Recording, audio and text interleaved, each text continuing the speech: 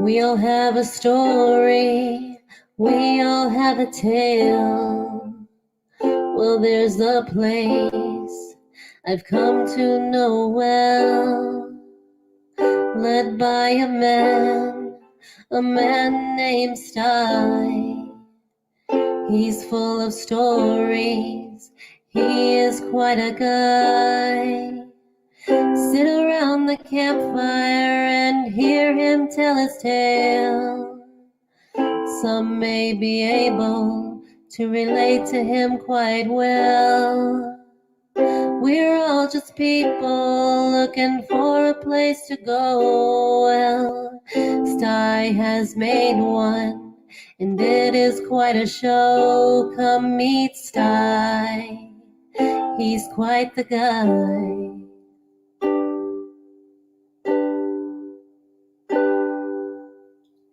If you're feeling lonely, come and make a friend.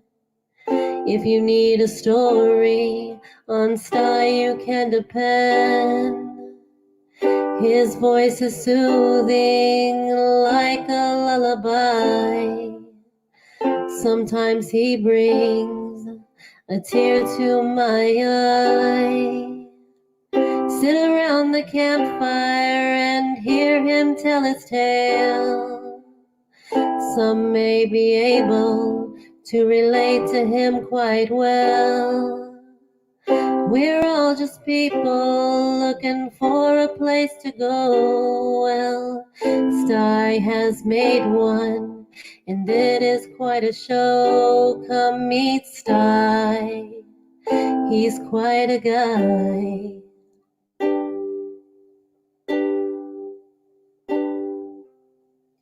Sit around the campfire and hear him tell his tale. Some may be able to relate to him quite well. We're all just people looking for a place to go. Well, Sty has made one, and it is quite a show. Come meet Sty, he's quite a guy.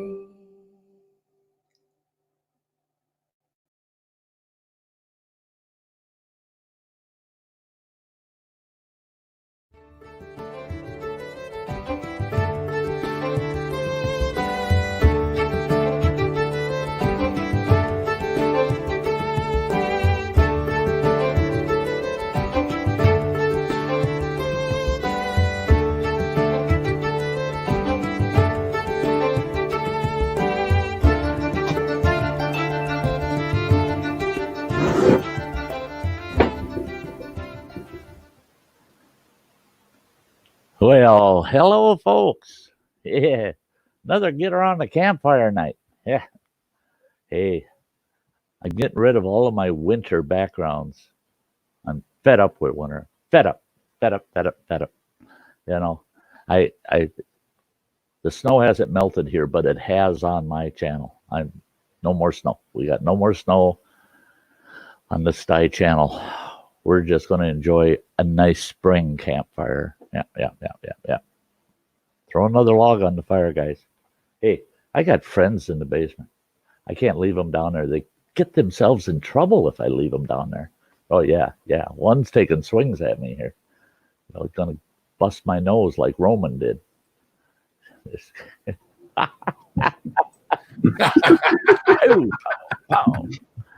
Oh, there goes my neck again. Oh, and sorry. Beat me up. I saw the bear said if there would be marshmallows. I got a whole bag. I got a whole bag in there, and I had my little tank of gas set up, and I went to grab my micro stove, and then I realized it's out in the truck. Oh no! I had already got everything posted up, ready to go. I thought, nah, I'm not going to run down there. I got to take a quick peek at who all we got in the house. I mean, we got 17 in here already. Yeah. I'm going to take a look at who we got over here in the chat. Gosh, we got Aiden here. We got Crazy Ann on the panel. We got Eric Pollock. everything spicy on the panel. Yeah, we got Foxy Lady outdoors. Great to see you. And You Infinite Foxy. Moss, wonderful. I haven't seen you in a little while there, Infinite Moss. Good to see you. Justin and Christina's RV van life, awesome. I love the van lifers out there, all the RVers. Kimberly Ferris, Kirk Whipper, Voyager Center. Good to see you, Tim. Plain old Chuck. There's Roman. Running Water, my boy. He's must be parked somewhere tonight. We got Runny Egg. Hey, Derek. Great to see you, man. And we got Silver Fox Outdoors and Wander and Wiley. Those are the folks that are out in the chat. Doesn't mean that's everybody that's here, but those are the ones chatting. Yeah, it's great to see every one of you. Yeah, we're up to 20 already. Hey, folks must have needed something to do on a Thursday night. I think several of those folks were over at Running Eggs. He was running his support channel for quite a while this evening. I was lurking over there, jumping in and out. I just had so many things going on. Chuck says, hi, Ann. A lot of lurkers, LOL. Oh, yeah. It's always Yeah, that. I mean, folks are getting kind of bored being homebound, you know? Well, tell me about it. Tell me about it. I was talking to my wife today. I was like, is this like trial retirement?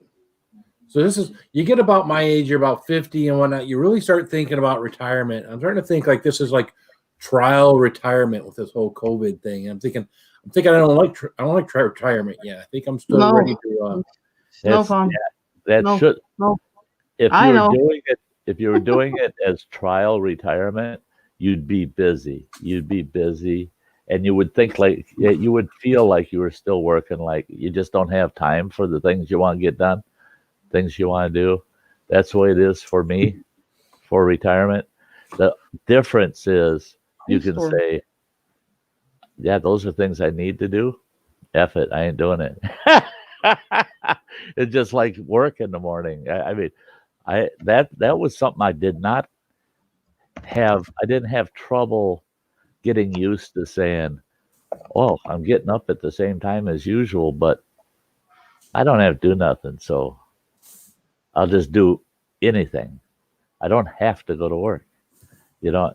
So everything else in life pretty much so comes to the point where you just say, I don't have to, then I ain't gonna, you know. But I find myself, if all is well, I find myself very, very, very busy, retired. And I think that's the key. A lot of people get retired, and it's like you're saying, Phil, if you're in training, it feels like, oh, this is gonna be a bummer. You know, I'm bored to death. But when you start getting close to retirement and you start actually thinking of things that you'll want to do in your retirement, you can keep yourself pretty doggone busy. Well, I've been doing stuff. I haven't been, I haven't gotten a lot done per day, but every day I get a little something off the list that, normally I try to jam 2 or 3 things into one day. Yeah. When I was on my normal days off, now I can do this day. I changed the oil on the riding mower today. But you know what? I just drained it today. I never put the filter back on. I never put oil in it. Sitting in the garage. It can wrap it up tomorrow. Yeah. You didn't finish it. I can wrap it up tomorrow. It's not a big deal. True. I'm not going anywhere. Yeah, if you're not going to mow grass today, yeah, you can put the oil in tomorrow. Just don't forget to put it in before you. The oil pan thing is the oil catch is still underneath it. The filter is still in the oil catch. But I can't forget obvious. it. I can't forget it. Yeah. The Keely waving at your neighbors. Lieutenant Dan, ice cream. Oh. Yeah. DUIs are way down. Domestics are way up. Yeah.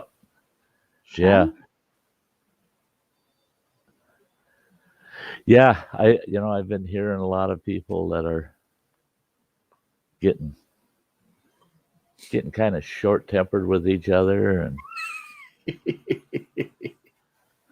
I don't have Hush. I don't have too much of that issue here. I live alone.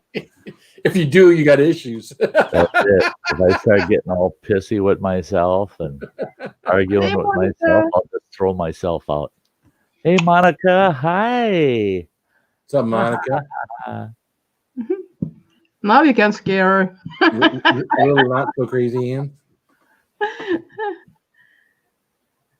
Haven't hit my wife in weeks. Wait, she wasn't my wife then. Oh, Roman. And don't start saying stupid shit already, Roman. Come on. Oh, boy. She won't see. He's starting She off won't early. see Sty's live. Luckily. Oh, jeez. I almost told Roman, go home. Last night, after I shut the stream down, Roman and I were going on for the longest time. Oh, And he started getting real comfortable. Then he got to the point where it's only seeing about this much of him, just above his busted nose, because he's sliding down, getting comfortable. And I was just about ready to say, "Hey, Roman, somebody's calling for you. You should go home." You're gonna fall asleep, bud. Yeah. at least he didn't on his own stream this time. Yeah.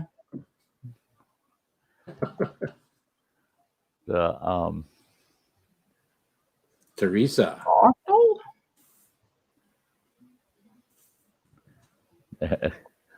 Oh boy. Yeah.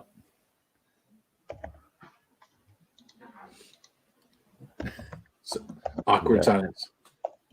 Yeah. So I was telling Sty earlier, we're gonna need them. I'm gonna need to make a video, but we discovered something today. So today I made my third trip back into the outdoors. Great outdoors. At least he got outdoors. Give him credit, folks. Got back to that same old white birch, same old tree. And today the whole tree kind of toppled over. I don't know how it happened, but the tree itself kind of toppled over. When it toppled, the top of the tree got hung up in the V of another tree. So the other piece of shaga that was on the tree that was further up was still too far up. So I had to run home. I had to get an extension ladder. Came back.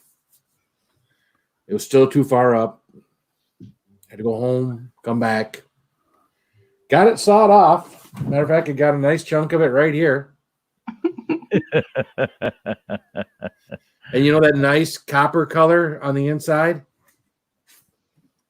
Something popped up on my screen. Here, I'll get you big. Here, just a second. There you go. Huh? I do like that nice copper color. Now, see, I'm colorblind, but that's the funniest looking copper color I've ever seen in my life. Yeah, me too. And I'm not colorblind. It's light copper, right? It's like really light copper. Oh. I've never seen it that light. Yeah, I mean, it's like, maybe as it airs out and gets some air, it'll get to be a darker copper. Maybe if you use some wood stain on it. Maybe. Wood stain, that might make it copper. Isn't that sweet? Isn't that a lovely looking piece of shaga? Yeah. Shut up. And I need to show you this is the kind of shaga I find. See the nice coppery core, and all of it's coppery colored. It's a different shade, and the bark is a little coarser. I don't really understand why, but what is Will doing? So mine will turn in. Mine will look like that eventually. Maybe in 150 years. I don't know. I'm not. I don't have that long to wait. Well, patience, is a virtue. Oh, he's not patient. Oh, hell no. Oh, well, I'll tell you what, he has been patient about trying to get that shit off the tree. He's tried. I tell you what, I don't know anybody that's worked that hard to get non-shaga off the tree. Look at all them chunks he's cut up. I mean, he cut it off the tree in a big chunk, brought it home, put it on the table saw, started ripping it apart. There's got to be shaga in here somewhere. He's just like a gold miner, you know. He says, somewhere in there's shaga. I know it. So if you want a piece of my shaga, $5 plus shipping, I'll send it right straight to you. $5 plus shipping, I will send it. So let's just say $15 out the door. I will send you a piece of shaga for my shaga collection. This piece that I'm showing you. Not like that. No, not like that. That's too fancy. I'm sending this to Phil. I am going to send you. I don't care if he makes tea out of it or not. He might want to just take this with him out in the woods and go, nope, don't like this. I'll go find another. Roman, I mean. My shaga looks just fine, thank you. It looks just fine. And the funny part is, too, it's funny. See this part here? So I thought, well, at least I got a little shaga on the end. It's bark. It's Bark. Yeah, it's burl bark. Guy killed me and says, no, it's not even baby shaga. It's just freaking bark. It's just burl bark, yeah. No, it's not shaga, Kirk.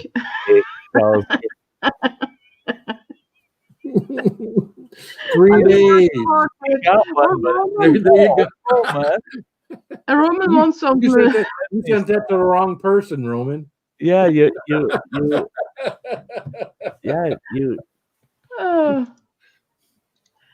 There you go. Unless you would like me to send him some real shaga.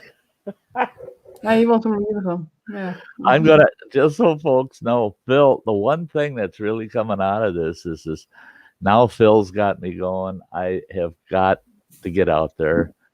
I'll get some late season shaga. I'm going to try Sunday. I stream Sunday night, so it's going to be tough. I don't have a lot of time. So I don't even know if I can get to my shaga grounds without hiking between 1.5 and 3 miles off the road, because all of the trail access still has 3 feet of snow on it. I'm not buying Phil's garbage. I'm not buying Oh, Roman. An early start, boy. I'll autograph it. Yeah, we'll do it. We'll get everything spicy. We'll put an autograph on it, right? Yeah. Oh, you're welcome, Roman. That's it. I mean, hey. He's drawing great outdoor paper. Paperweights from the great outdoors. You betcha. What are you drawing on that? Hey. Someone had told me a couple months ago, Sty, you should go out there and collect really neat looking rocks along Lake Superior and then put them, make them available as a merch, and put on there, that they're special Sty paperweights. And I said, what the hell are you going to do? Set it on your freaking keyboard? I mean, yeah. Now it's painted garbage. Thank you, Smoking Joe. It's valuable stuff. Somebody will buy. Shh. Phil just wrote the price down by sighing. Yeah. Thank you, Wiley. That's what I told him. I said, there's a lot of guys, if he would have cut that whole burl off and not chopped it into pieces, there's a lot of guys out there would have liked you can like a bowl or something. Yeah. To make a bowl or a cup out of. Yeah. Yeah. Yeah. Yeah. I wish you'd told me that before I quartered it. Damn it. Well, I thought you were after shaga, so that's so did I. If I would have known, if I would have only known. Oh, I bet Connie has a laugh on me. Woods all wet right now from my tears. But I'll tell you what. That's when you get into a nice, good pure. You're gonna be in heaven. You're gonna go. God, that wasn't half as hard to get off the tree as that first crap I tried. Yeah, you're gonna be just Poor so Phil. happy. Here it is. You There might it is. even want to. Ching ching. Yeah, Teresa want to see it, so. Phil's good at collecting firewood. Shut up, Roman. Yeah, yeah. That's a hell of a way to be putting up firewood, ain't it? No shit. Uh, There's a lot easier way to collect it out in the woods where I was. Well, I'll tell you what, Phil. When Illegal. you told me that tree fell and landed in the crotch of a neighboring tree, I couldn't believe that. and you were talking about you're going to shimmy up the damn thing and realize, yeah, after you got about 3 feet off the ground, yeah, this is stupid. And then you had to go home and get a second chunk of ladder just to get near it. Why didn't you just cut down that other tree? Yeah, why? Because you had guys getting pissed at you cutting the first one down. We talked about this. The second tree was perfectly straight up, and all I had was like a coping saw, not one for like cutting down a Christmas tree that was like this big around. Yeah. So I would have been forever. That one I would have had to cut a V in that tree with that stupid saw to then try to cut it down. And it was like, no, my arm was already tired from on the one cutting that damn thing. No kidding. That's why I wish I would have been there. Heck, I would have had Running Water's chainsaw with me. Trust me, if I had been out there with the chainsaw, 10 minutes. Yeah, if I had been there with the chainsaw, the neighbors would have been there a lot sooner than they were. So, yeah, he did get visitors too. Yeah, right at the very, very end, a couple people just letting me know that I'm not supposed to cut trees down on state land. And I told him politely that the tree was already kind of going on its own. I just helped it along. Yeah. And they told me, and I didn't walk away with any firewood unless you asked Roman. That he walked away with a little firewood. Roman. I mean, at that point in time, I still thought I might be walking away with a little bit of shaga. Thought I might be just a little bit, but no. What's up, Dustin Dyson? I think things are back to normal on YouTube. We got 33 people in here. I know when I went in today, things are getting back to normal. I know think. when I went in today and went in the main thing of YouTube and went to hit subscriptions, I saw like 7 people live on the first page. I'm like, all right, this is what it's supposed to be like. So yeah. And the thing is I was surprised, is getting notifications, but there wasn't a lot of people doing anything. But I was getting their notifications, so I did know who was, And so I thought, hey, I think they're getting their act back together. Hey, Chris Wilco, welcome. What's up, Wilco? Dustin Dyson, good to see you. I mean, I got to take a look over here. See, people sneaking in on me. So I was telling Sty, so this tree is at a 45-degree angle, and it's probably only about 20 feet to that piece of chaga that's on the underside of this white birch tree, right? So I'm thinking, I'm gonna straddle the tree. I'm gonna kind of shimmy up the tree. It's at a 45-degree angle, right? 20 years ago, no problem, right? And I ponder it, and I look at my landing spot underneath it in case I were to fall out. And I'm wondering, what's the hospital situation right now? Probably not good. I shimmied about 3 feet up of it, and I thought, I might have something that's kind of in the way of shimmying up it that would make it comfortable, which was like my belly. So I thought better of it. So Phil likes to straddle. I'll straddle you, computer chick. Huh? So yeah. I tells her, I don't know. I may have. I haven't looked at any notifications, anything coming in since about 20 minutes before my stream. So, yeah, I've been very distracted up till this point. Hey, Pitbull, good to see you. What's up, Ikey? Ikey, good to see you. Yeah, I gladly be yeah, shimmy. I Wasn't talking like that, Roman. I'll gladly be your shimmy partner. But you know, Roman will agree with me. You know, when we were in the Marine Corps, even a few years out of that, you know, something like that, we wouldn't even thought twice about shimmying up something like that. You know, you just you wouldn't worry about falling or how hard you might hit, because if you were to lose your balance, you could just wrap your arms around this tree, because it wasn't that big around. I could wrap my arms around it, but again, my arms are probably not good enough to hold my weight up there for any significant period of time. So, yeah, it would have been bad. Yeah, it would be fun. I'd have been hurt.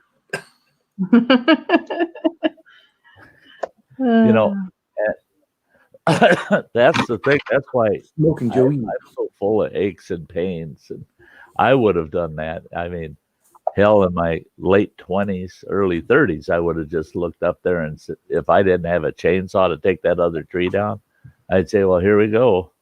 We're going to climb this bugger. It's leaning at the right angle, you know. And yeah, I would have climbed the damn thing. Probably would have fallen out of it too. But, you know, yeah, when you're younger, you don't think twice of that stuff. Hey, Teresa, sweetie, good to see you, girl.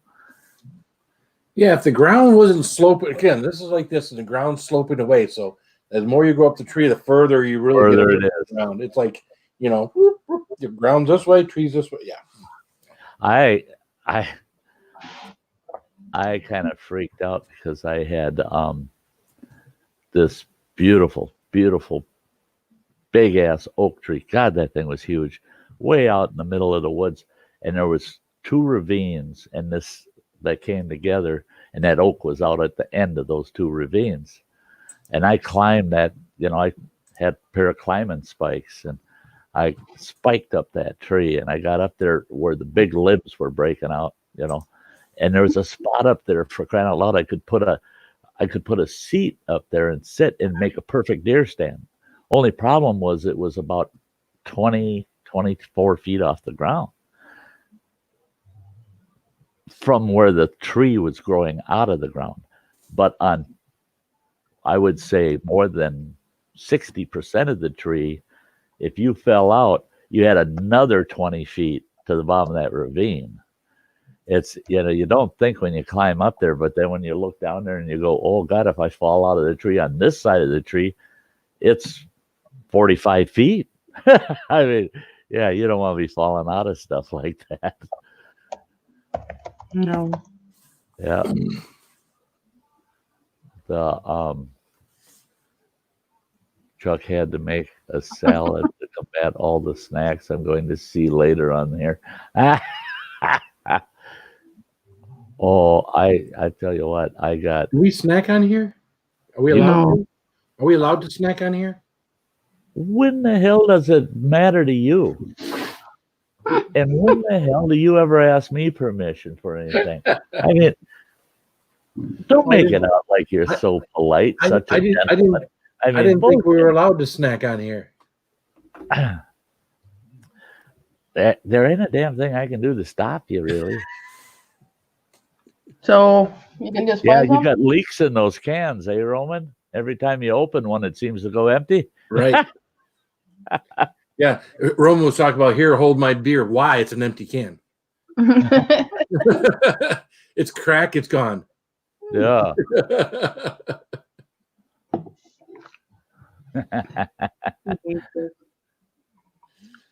Yeah. Apparently they're all trial size. He opens them up, tilts it back, and has to get another one. Mm-hmm. Well, I remember those days. I remember that first drink would be almost half the can every time. You just you crack that first one. Yep. Yeah, it's hole in you.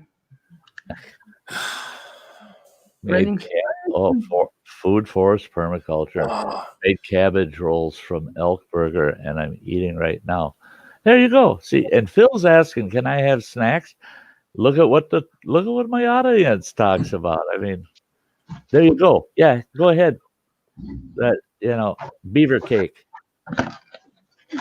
Beaver cake. And she's got her big Japanese box of snacks there. At least it's Japanese and not Chinese, you know.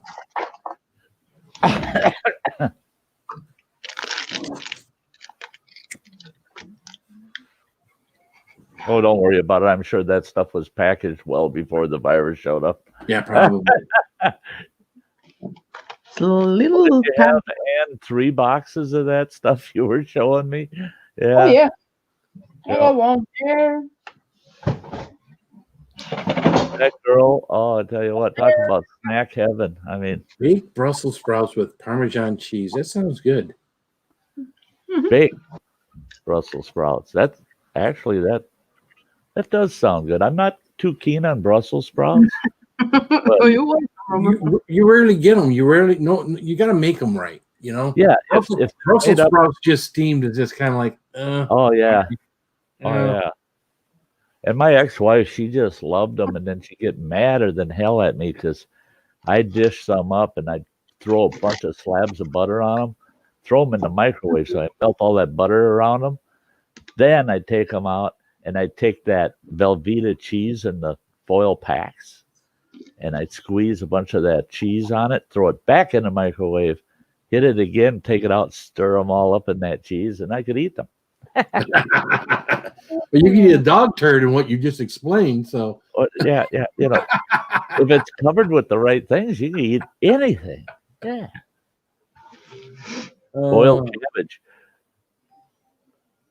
nasty. I love boiled cabbage. You have to have a hot sauce. Yeah, with white sauce, cabbage and white sauce. That's good. Ooh, I love boiled cabbage. Nom nom nom. Num num num. Mm-hmm. Cabbage I'm too. not too hungry. I really broke the rules today. That we got this little hometown bakery, and they always brag that they're organic and healthy and blah blah blah. I decided to stop in there today because they've got the most awesome cinnamon raisin bread, and I love it for toast. Well, they were out today, but I'm looking in their counter. They had a cherry fritter. I'm not kidding. It was the size of a dinner plate. That sucker was huge and thick. And I said, yeah, I'll take it. I ate that whole damn thing. Yeah. So are you cuddling with your wood? He's playing with his wood. I spent so much time acquiring this today. It's kind of like, you know.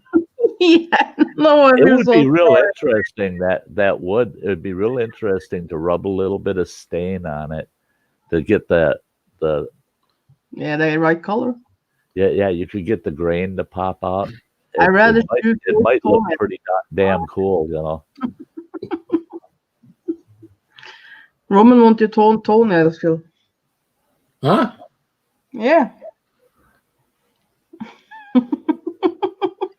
What? Another 2 Phil's toenails. Great, thanks. Silver Fox is glad that they don't eat vegetables. Well, the other day, what was it? Yesterday or day before yesterday? The day we had soup. Was that yesterday? I think it was yesterday. Yesterday. Yeah. I got done with 2 big old bowls of my wife's homemade soup. Nice beef, nice and tender, carrots, potatoes. Oh, just beautiful tasting soup. So I go over and sit down on the couch. I didn't have enough energy to make it down to the basement yet. And and I'm going through my phone. And earlier in the day, I had watched Steve O and Gordon Ramsay on Gordon Ramsay's show make these omelets, right?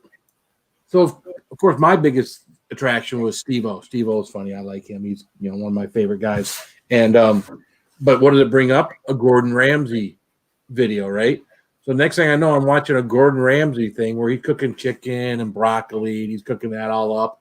And I'm like, oh, that looks really good. That might be something I try tomorrow. And then connected to that same video, it wasn't another video, it was in that same video, he starts doing this other thing with leftover baked potatoes where he turns them into something else and then boils them and then fries them. And then he makes this cheese, thinking, I looked at my wife and said, is it possible to eat everything I just ate and still be and look at this and be hungry? Because suddenly I'm thinking, man, I think I could make that. I think but guys like that, it makes it look so easy. Yeah, everything was easy on that. Oh yeah.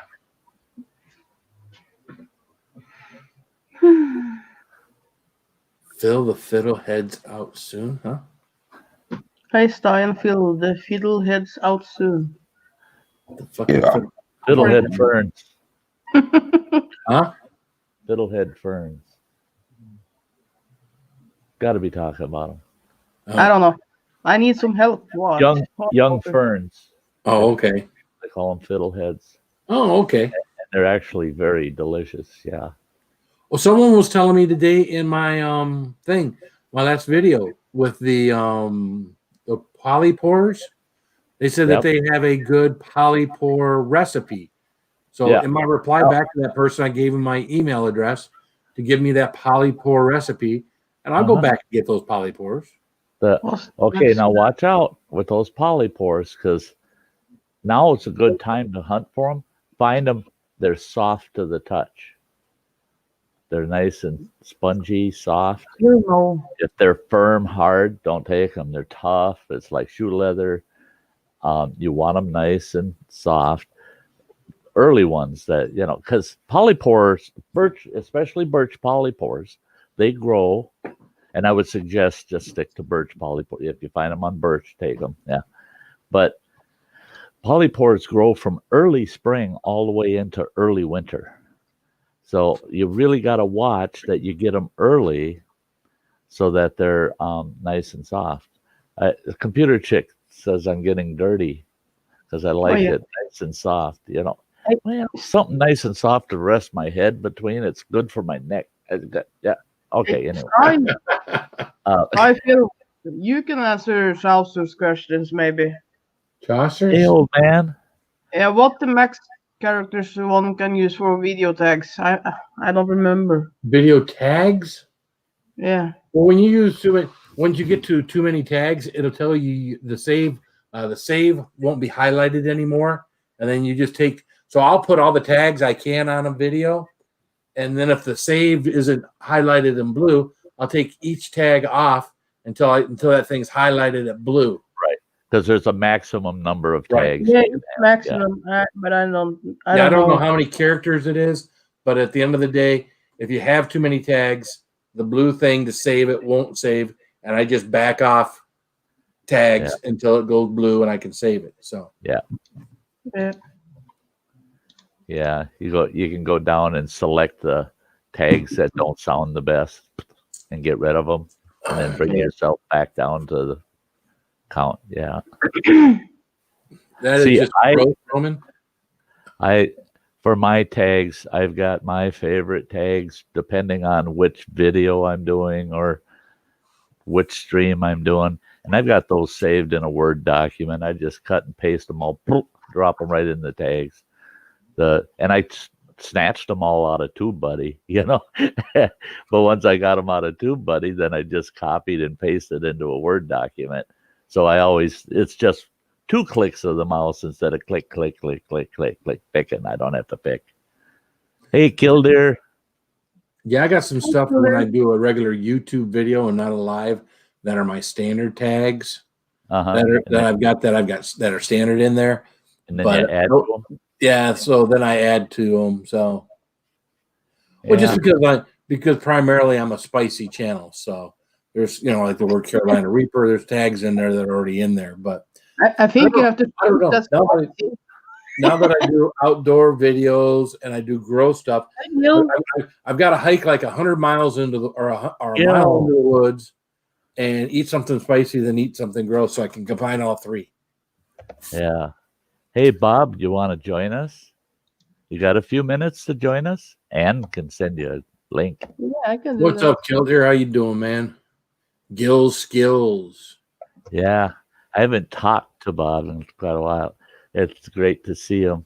I love he kind of he didn't go to the extreme you did, Phil, in the outdoors, but he just one day said, I'm striking out. Him and his boy, they took a little hike on their property and followed this nice creek they got running through their property. There was still quite a bit of snow, and he's stomping through that snow and diving through brush and stuff. And I thought, there you go, Gil, get out there and get that fresh air. and his dog Sky, his husky, she's just prancing all over. Boy, she's like, my humans are taking me out to the woods. This is great. Oh. Yeah, dogs like that. Yeah. I haven't talked to him yet, but Kevin and I finally found something that we absolutely disagree on. And that he says that a husky makes a terrible dog to take with you out in the outdoors in the wilderness, because huskies will run off and you can't get them to come back. You can't get them to, they don't listen. They just run. And Kevin just was on and on about it. No, huskies are not a good dog to take with you in the outdoors. Well, I raised sled dogs for a few years, and every one of my sled dogs, one little whistle, and they're right back, and they'd heel right next to me. I mean, they wouldn't get 15 feet away from me, and they'd come storming right back to me on command. I think that's a misnomer. Oh yeah, Gil says, oh, that's not 100% true. Yeah, Gil. Well, for me, it was 110% untrue. I have never had, and mind you, I've had a total of about 30 huskies during that period of time. And I swear to you folks, every one of them would come to me right on command. Now, once they were tethered up, they acted wild as hell. But if I put them in the traces on a sled, my dogs, they didn't get all excitable and crazy and want to just take off running. When we'd be pulling, my lead dog's the one that decided where we ran to, and one command of my lead dog, all dogs behind him stop on a dime. I mean, yes. So for Kevin, that's kind of, hi, Carolyn Kennard. Very good news, girl. I am so glad that it came back negative. Awesome. She's back to getting her treatments. Yeah. Awesome. Meeting me is generally against doctor's orders. Yep.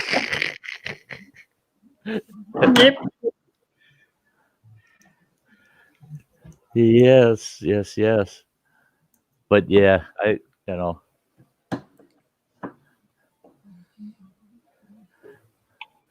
here he is. Hey. See you later, Billy. Hello. Oh, yeah. There goes the neighborhood. Howdy. I feel. It is good to see you. How y'all Phil, doing? don't be starting stuff right away. I mean, Oh, he's already poking the bear. Someone new to mess with. How's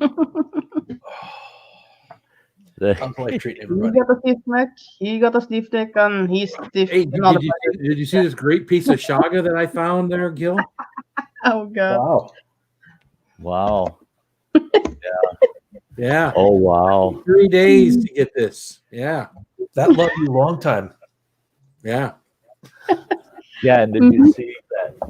This is the shaga I harvest. Wow. That Now that's some chaga. Holy crap. Yeah. So I'm going to be sticking this piece that I just showed you in a box for Phil, not so that he can consume it, but so he can take it with him out in the woods. I got to compare it. Compare the two, right? Chaga? Yeah. Not chaga. Chaga? Not chaga. Right? I tell you what, I was just hyped up, so proud of Phil. He's out there, man. He's working it. He's going to get himself some shaga, and he comes home with a birch burl. And I'm going, oh, shit, I got to tell him. Yep. I am selling my shaga for $20. Price is going up. They're hard to come by. $20. There's some beachfront property in Arizona, folks. Get it while it's hot. Yeah. It keeps going up. Get it while it's hot.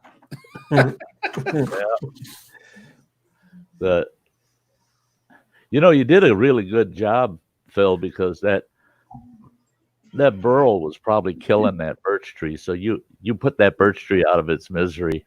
I think the fucking saw at the You bottom cut of the birch tree down just to cut the burl off of the birch tree. At least I was kind enough not to say, "Oh yeah, that's a prime piece, Phil. That's prime piece. Now cut that into little 1-inch cubes and make some tea out of it." Yeah, that would have been a good get even moment, but I was sure somebody would. I fill thought you something. When I saw this thing off today, I was thinking that was a get even moment. I'm thinking maybe he knew all along that wasn't Chuck. kind of like snipe hunting. Right? Exactly like snipe hunting. Yes. I remember that the first time as a kid, out campgrounds and everything out there with flashlights and paper bags and a stick and follow us. Yeah, oh yeah, bastards. Oh yeah. Uh-huh. Damn it, it's been too long. I've missed you guys.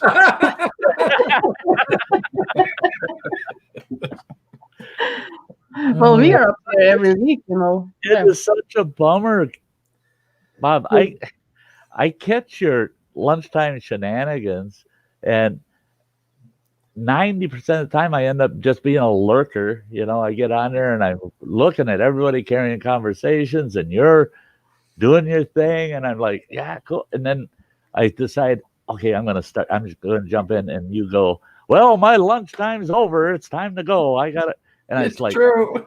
But at least you stop in. There are people that I end the stream, and there are people that come in and say, "Hey, how you doing?" And I try my best to say hello back in the text. Yeah. I always see it right at the end. There's people that are coming in right as you're going out, and they're going, "Hi, everyone!" Except we're done. But lunch is lunch, It's been sporadic because I've been pretty busy at work, and my Gill Skills Live, I haven't done a video since that nature walk. My scrap well runneth dry because I can't go out and get any. Oh no. Yeah, your nature walk was that was cool. That was good to see. I'm going to do it again this time. I'm going to put the stabilization on because it wasn't on. There's stabilization. Yeah, the image stabilization on the GoPro. So it was not stable the entire time, so I relied on the GoPro as a. If you got a good gimbal like Ann's holding there. Yeah, it's over my head. But he's got it strapped on the head. I've got the my jock camera. strap. So he's out there being a bobblehead, Yeah, I'm doing this. The couple of editors I use, they have stabilization, so I just gave up and tried to get my camera to do it. I just stabilize it at the. That would work. Yeah, just take a couple of rubber bands and you're good. Yeah, duct tape it to my hat. There you go. Damn right. No, if I had a gimbal, in all seriousness, the last time I went on a nature walk, I was falling through that snow so damn much, it probably would have ended up in the brook. You would have ended up with your. It would have went kaplunky, and I would have dove in after it and got pneumonia. Hey, I did that. Hey, get her done, Granny. I don't know. I did that a couple of years ago. I was filming Foster Falls, and it was bad. It was spring, and the falls were running so damn hard. If you fell in that, you're a dead man. I'm telling you. And I'm right out at the edge of those falls with my Vixia 800 that was only about 6 months old at the time. I paid $300 for that camera, and I'm right on the water's edge filming. Everything's going cool, and I'm going, great footage. Turn around and start hiking out. Whew, slipped on a wet rock. And when I went to catch myself, that camera come out of my pocket. I had it sitting in my pocket. It came out of my pocket, and it's going right for the river. And I'm going after it. This old fool's going after it. Like, I'm going right in the river for it. Well, that river would have killed me. I know it. And there was one sinkhole, and I watched it, and I'm just screaming. I know people for 2 miles could have heard me. Don't you go in that fucking hole. Now, if you had your rubber bands like Phil comes prepared with rubber bands. If you had that wrapped around, you had the rubber bands, you'd have been just fine. Maybe a mild concussion, but you would have been fine. You've been fine, except for the mild concussion. Yeah. Yeah. Hey. We're going to pretty up the panel here. There we go. Whoa, hey. Samantha. Hey. I didn't have to Who's all here? The gang's all here, I should say. Yeah. It's good to Howdy, see you, everybody. Samantha. Yeah, it's great to see you all. How are you? I'm good. Well, I had a run with the same shit like after you talk, about the same thing you was going through with Yeah. yeah. Oh, Mhm. yeah. That sucks. I took a time out for 2 hours. Yeah. Yeah, I don't blame you. yeah. And took a break. And Yep. yeah, hopefully we can put a smile on Sam's face this evening. That's really nice. She's earned one. What are you doing up there? Hey, everybody. Good to see you. Phil's Hey. practicing. He wants to replace my gorilla. All right. Yeah. I can do He's it. auditioning. Hey, real life. Katie's outdoor. Hello. Oh, This is I don't know the voice. I don't know. He's It's lurking. today. Great Hey, to see you, real life. Yeah. Hey. What was I Where's doing? Nicholas? I don't know. Hey, real life, I'm selling Chaga, just so you know. Oh, When he first showed that to me, it kind of looked like a geode. Yeah, Geode. it kind of did, didn't it? Yeah, tree rock. It's a rare type of Chaga. It's a very rare. It's $25 including shipping. Yeah. That's not even medium well done yet. I mean, oh, By the end of this stream, people will be begging me to pay 20 or 15 bucks for it. It's just Oh, going yeah. up in price. well, the thing is how many pieces do you have there? 5? 4.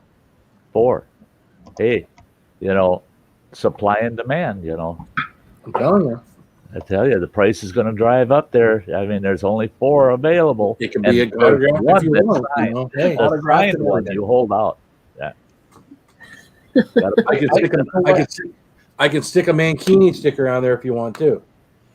Oh, There's some value. That's like supersizing your value mill, folks. You better hop on that. Maybe that'll be my next nature walk, Sty. The search for chaga. I tell you what, some of the best continental U.S. chaga comes out of Maine. Oh my gosh, that's sweet chaga up there in northern Maine.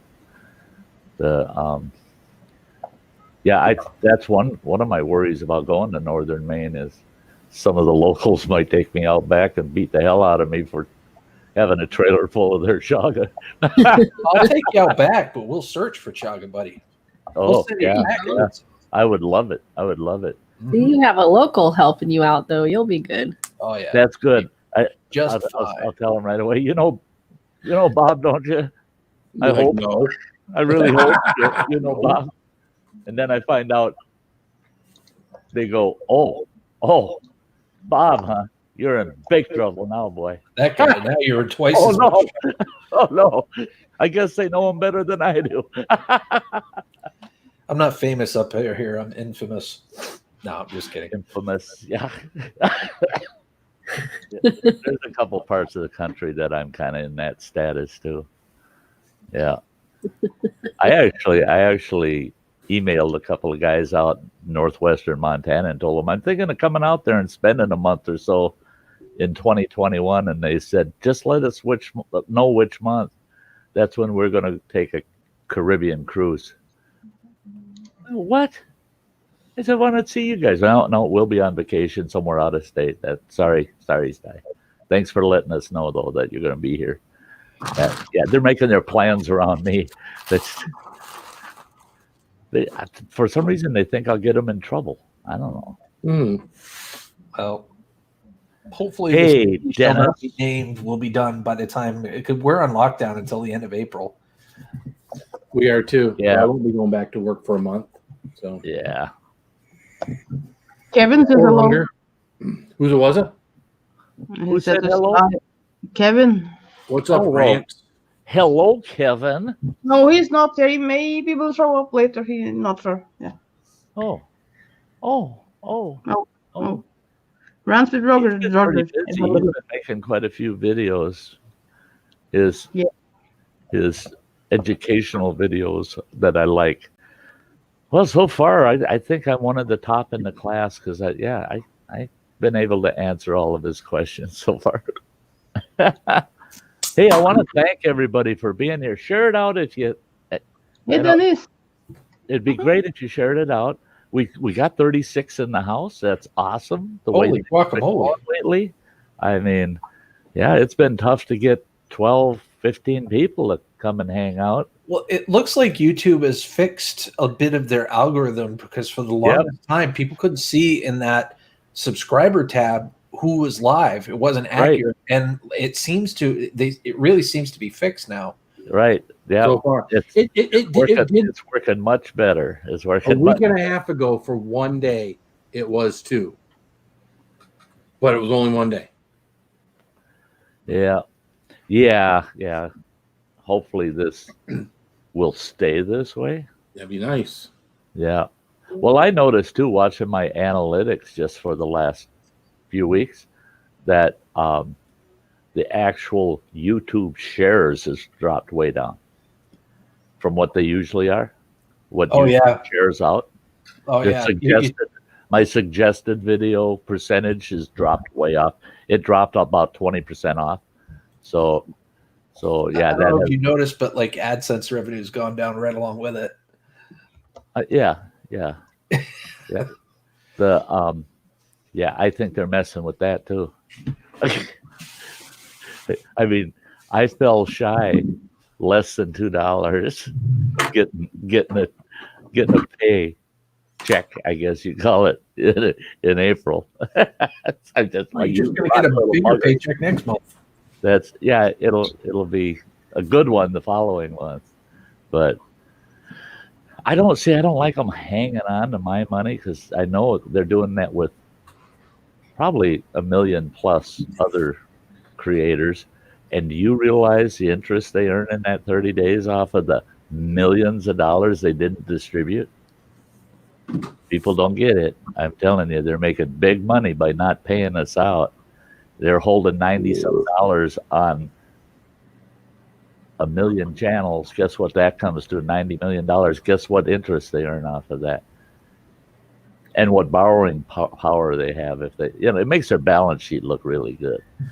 That's them That's buggers. Though. The rest is all debatable. Oh, sorry. The only reason it irritates me is I used to be in high finance. That's what I did for 26 years. And I know how to make money off of other people's money. Hey, Phil. Huh? Chat. Old man? Yeah. Old man is in the house. My wife found kimchi base spicy chili sauce by more of that. Tastes very good. Kimchi, huh? Kimchi. Huh. Hey, Nick. Good morning, all. Not yet. Oh, it's only 3 o'clock. Only 3 o'clock. Hey. Maybe for him. Hello. It's 2 o'clock for him. 3 o'clock for me. Yeah, it's morning for them folks. I call it night. 3 o'clock at night. Yeah, it's just evening for Ann. Yeah.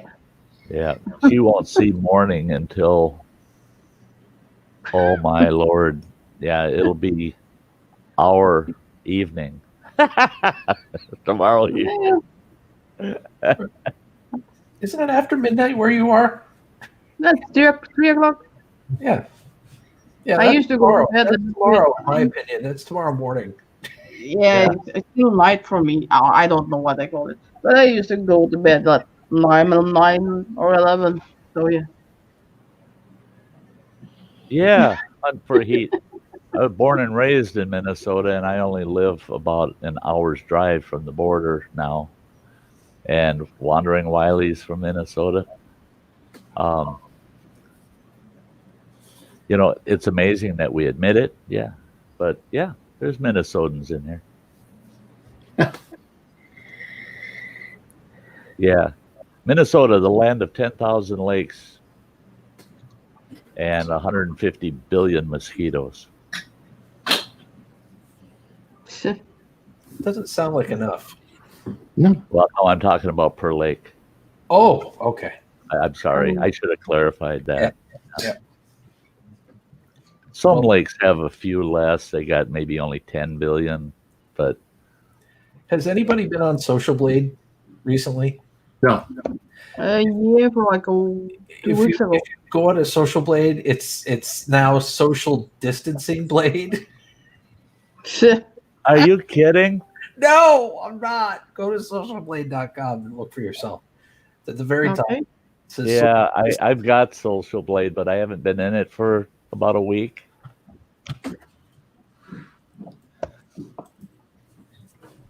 I wouldn't kid you. Yes, it is social distancing. Oh, they kind of added it, wrote Yeah. it in. I got you. You want that? It's funny. Yeah. The little things. Yeah, it'd be Right. okay. That'd be okay. Okay. That'd be okay. The oh boy. Sty, I have to say, you have the prettiest bouncer out of anybody that goes live. Yeah.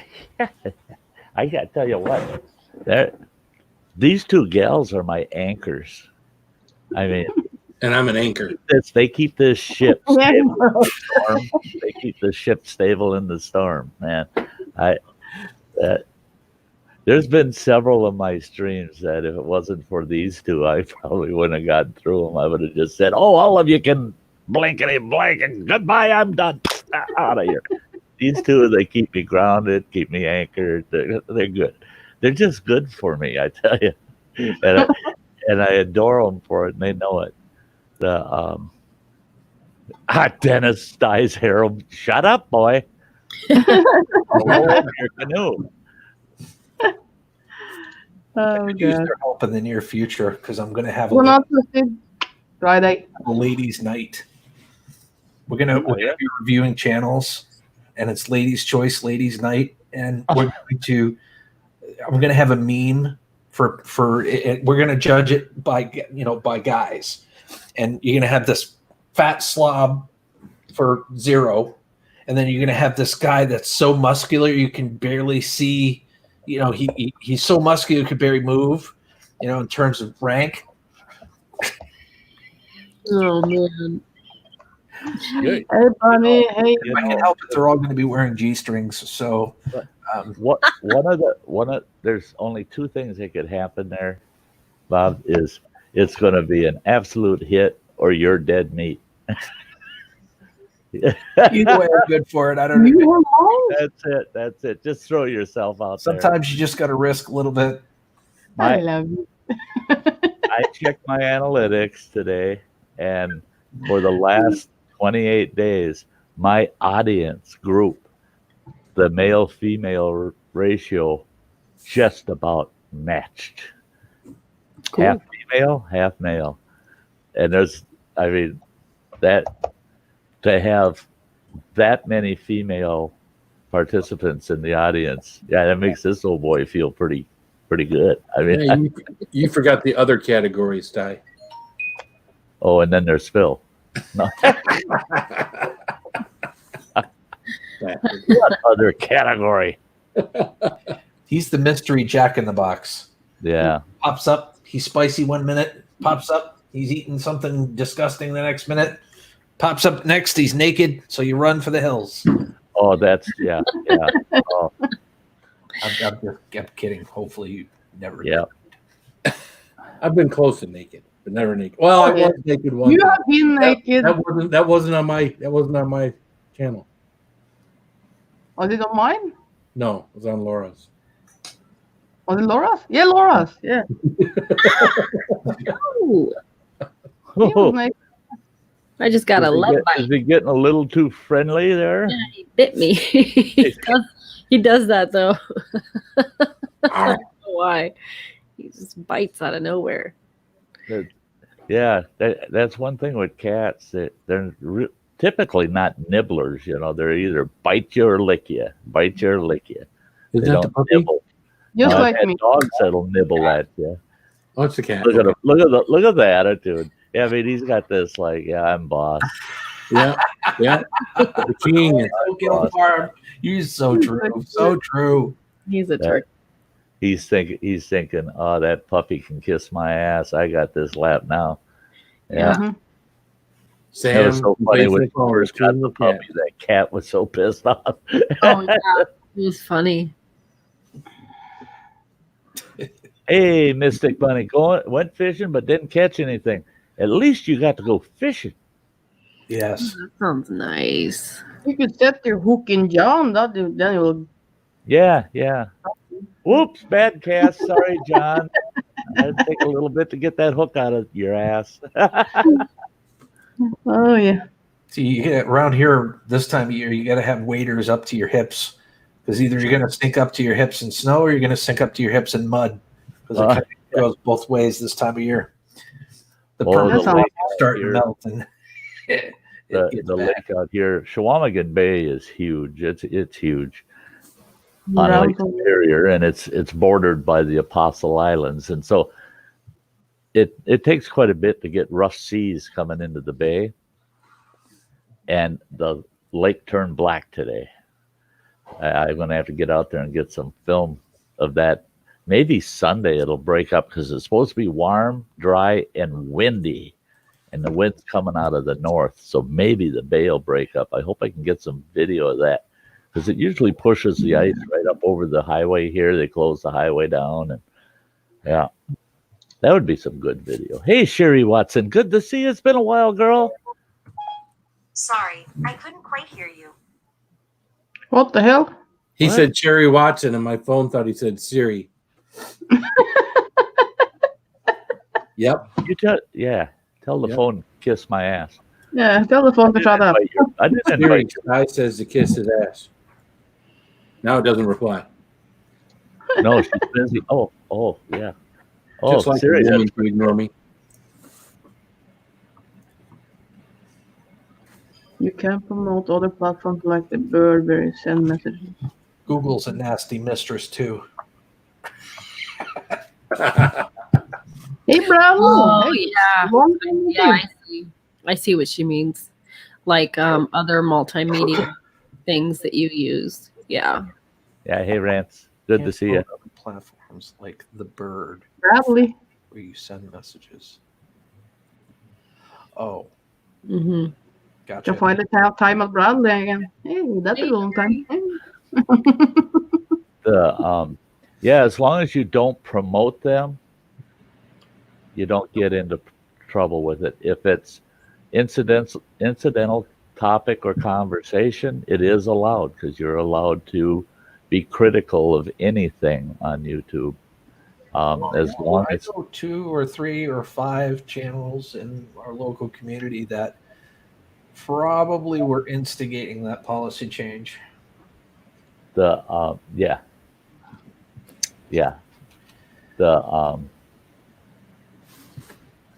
and that's Talking about and that's the thing is if you're being critical, if it's open discussion about a different platform, but you're not promoting that platform, they don't touch you. but there are people within the community that are promoting themselves while live on YouTube for that platform. Right, and that's where this is all coming from. That's where. Really? Go ahead. Yep. Hey, Harry.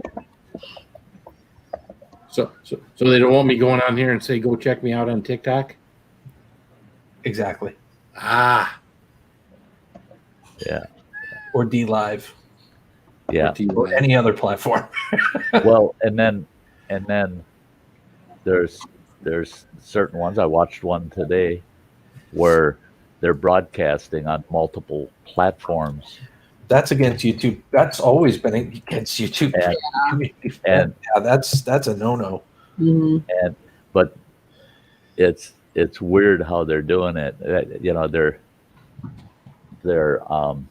not using a single source to do it. They're using two sources, filming the same live, but they're using multiple platforms on separate sources. And they're saying, "Oh, I wasn't doing it from my YouTube account. I wasn't. No, I was doing it for my YouTube account, and this other platform was doing it for that platform."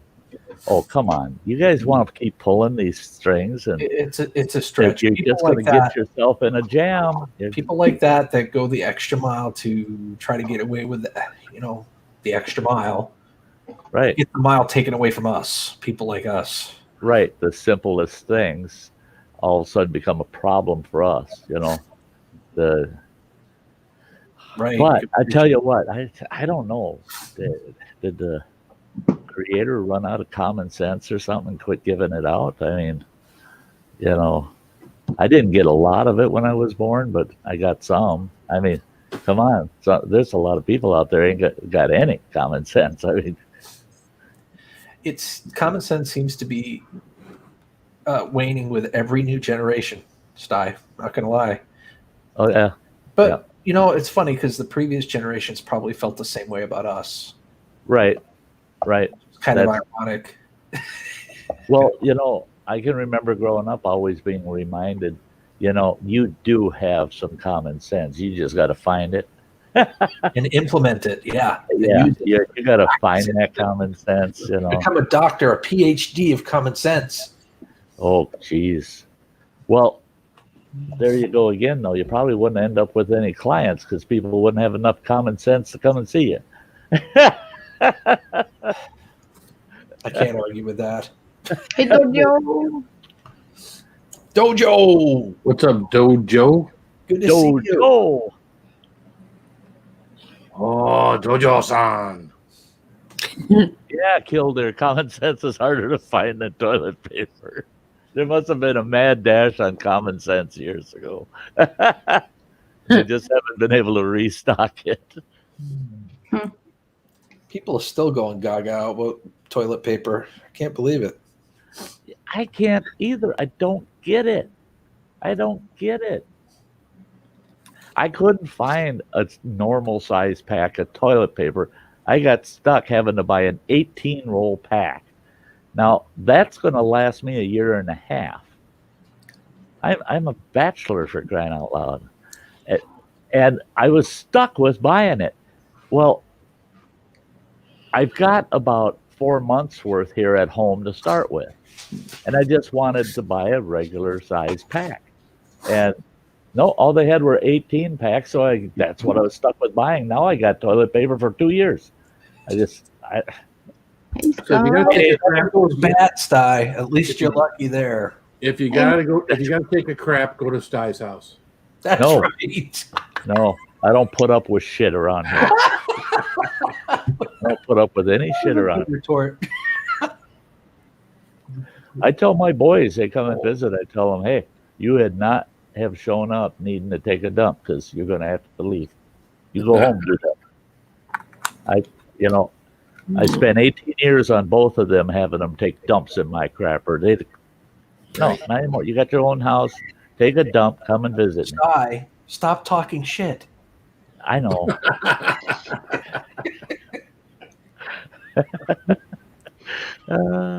Yeah, metal music. Yeah, we were talking about that. Yeah, they're secretly waiting for Halloween to TP 59,000 Right. home. Yeah, it's gonna look like it's gonna look like a major blizzard on Halloween in this country. Kids will be hitting their mom and dad's toilet paper warehouse in the basement and just TPing the whole town. I mean, There's going to be so much TP available. Sky, you runner, you Literally. So cute. Face. you look at her. She cuddles. She Yeah, does. She's a cuddler. I mean, not all the time, but when she cuddles, she cuddles. It's genuine. Okay, now what do you want? Carolyn, don't let my secrets out because during the summer, I don't go through a lot of toilet paper in the summer if I'm out in camp and I'm out in the woods. Yeah. But I don't do like this friend of mine that posted on Facebook of all the best wiping plants in the great outdoors. I told her, don't tell people that. They'll be running out there ripping off our wilderness ass wipe. I don't know. No, don't. She's showing them pictures to ID the plants. And I'm like, no. Us outdoorsmen don't want to go out there and find the Mother Nature's shelves are empty too.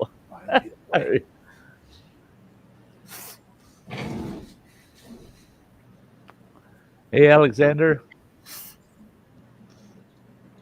She always wants a treat, computer chick. Hey, Alexander. Yeah,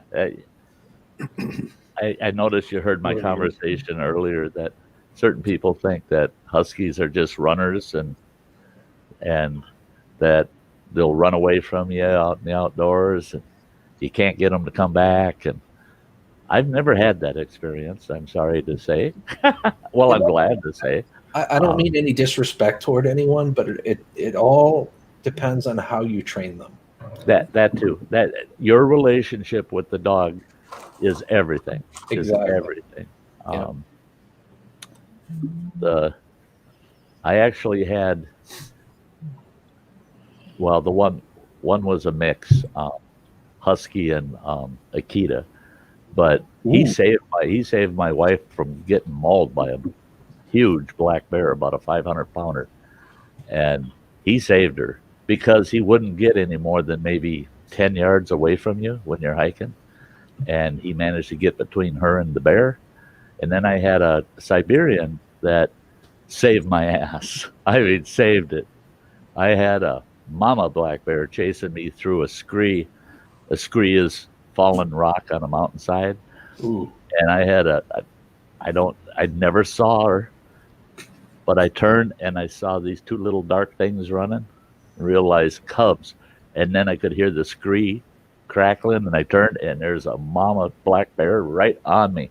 She's coming out, and my little Siberian flew in, bit her in the rump, spun around, and while she spun on him and he took her, she chased him instead of me.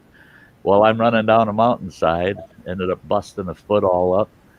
Damn it, it's the same foot I busted up last summer. But that foot always gets it.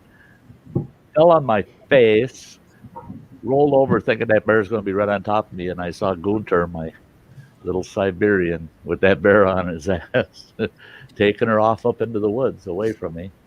And he come back in I'd say about 5-10 minutes after luring her away from me.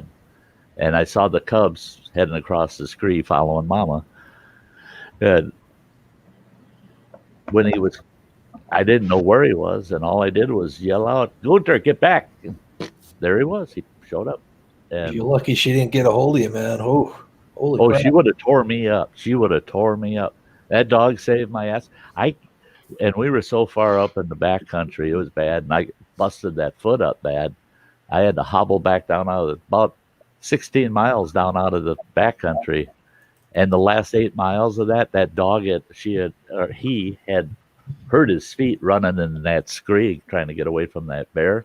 And I could tell he's kind of limping. I carried that 45-pound dog off of that damn mountain the last 8 miles. And he kept looking at me like, I can walk. And I'm like, no. You save my ass, you get carried off the mountain. Yeah. No matter how much the foot hurt, that dog deserved to ride,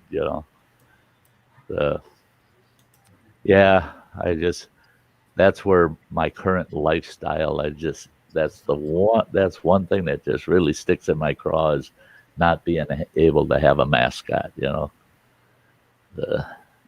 I might have that changed in 2021. Go ahead, Poker. I had to aim just right. I didn't shoot. I just accidentally hit Samantha. yeah. Don't hit Sam. She didn't do nothing. Dicky, Phil. Dicky. He's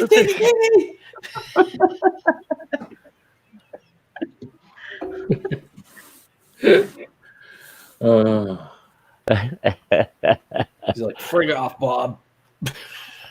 Hey, John. Oh, It's good to see you. Here, let me get something. Hey, yeah. Hey, we're virus free on here. So shiny. So shiny and new. Yeah. There's something to Buffett. spray on it. Want to say hello again? Buffett. Yeah. Just like buffing a pair of shoes. Yeah. Hey, Sky. Hey, She Sky. really likes you guys tonight. Yeah. Hey. She knows where all the great people hang out. Yeah. Yeah, you listen to Sty. All the dog lovers. Hey, John. Adventures in the Heartland. What's up, brother? Hey, John. Yeah. There's another couple, Adventures in the Heartland. They're putting up these hiking videos, and I got the worst frickin' conditions up here right now for wanting to get out there. I'm going chaga hunting next week. I only got Sunday's the only day without rain, and if I can't get out, I'll be going out in the rain Monday, Tuesday, or Wednesday. I got the gear. I got all the rain gear, but chaga hunting in the rain's a bummer. And I don't collect chaga that I have to climb trees for, or cut trees down, or use a saw. I'll be right back. Yeah. Hey, Donald, good to see you. Yeah. My chaga hunting is going to be a little lower impact than Phil's. Hey, Donald. Howdy.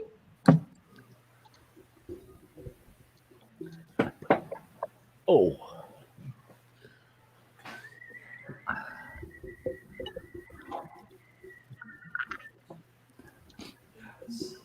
Yeah, they looked at me pretty funny today. I had to pay my rent today.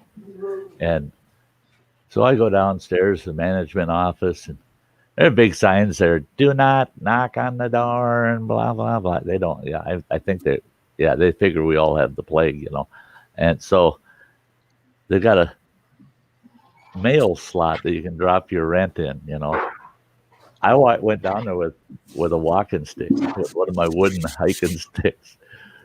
I'm pushing the elevator button with that stick and pushing doors open with it. I got to that mail slot. I tell you what, Sty was not thinking very brightly this morning. I'm holding that stick and I lift up that mail slot and I'm trying to I can't reach it. It's too far away. And I kept, going like this with the stick, get close. I just couldn't reach it. The stick was too damn long.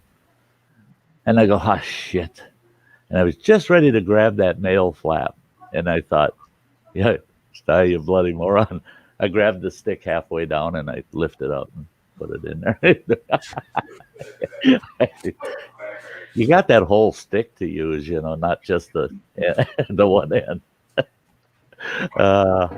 And I looked around and I thought, yeah, shit, they're gonna like that on the security cameras. Watch this old fool try to put his rent in that mailbox. Our Walmart now has entrance and exit corridors off of their entrance and exit doorways. They've got cones, big tall cones out with crime scene tape. Boom. Down the damn sidewalk and signs all over to stay 6 feet apart.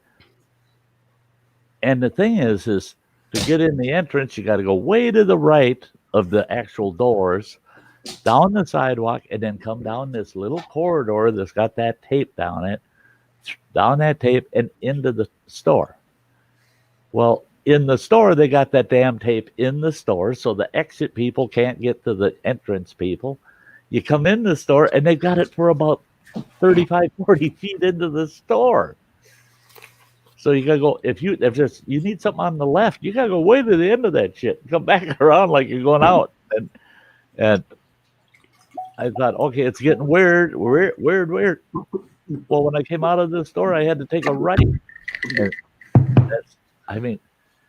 He does it. Phil asks if he can eat snacks, and Gil's making himself a nice beverage there. Yeah, I want a beverage. Nice tatty. I want a beverage. Little captain. A little captain. Little captain. In a Coke glass. Yep. I don't have any more. I don't Everyone have with masks and Where, gloves, they should have worn my pants. drink. Yeah. Go lay down. Yep. What? Cheesehead's eating bacon. Well, he knows he gets two thumbs up for that. Yeah, I mean, Bacon. yeah. Oh, there ain't a bacon eater like cheese. Oh, Lordy.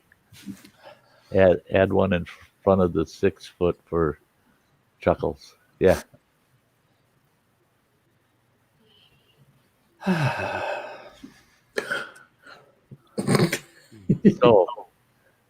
So, come on, you guys. What the hell have I got you up here for? I don't know.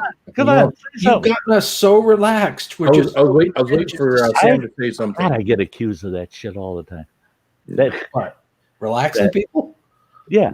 I mean, Morning. I've got people in the chat that they go, "Oh God, Sty, sorry, I'm back. I fell asleep. You put me to sleep," and I'm like, "Yeah, shit. I haven't seen him up there in an hour.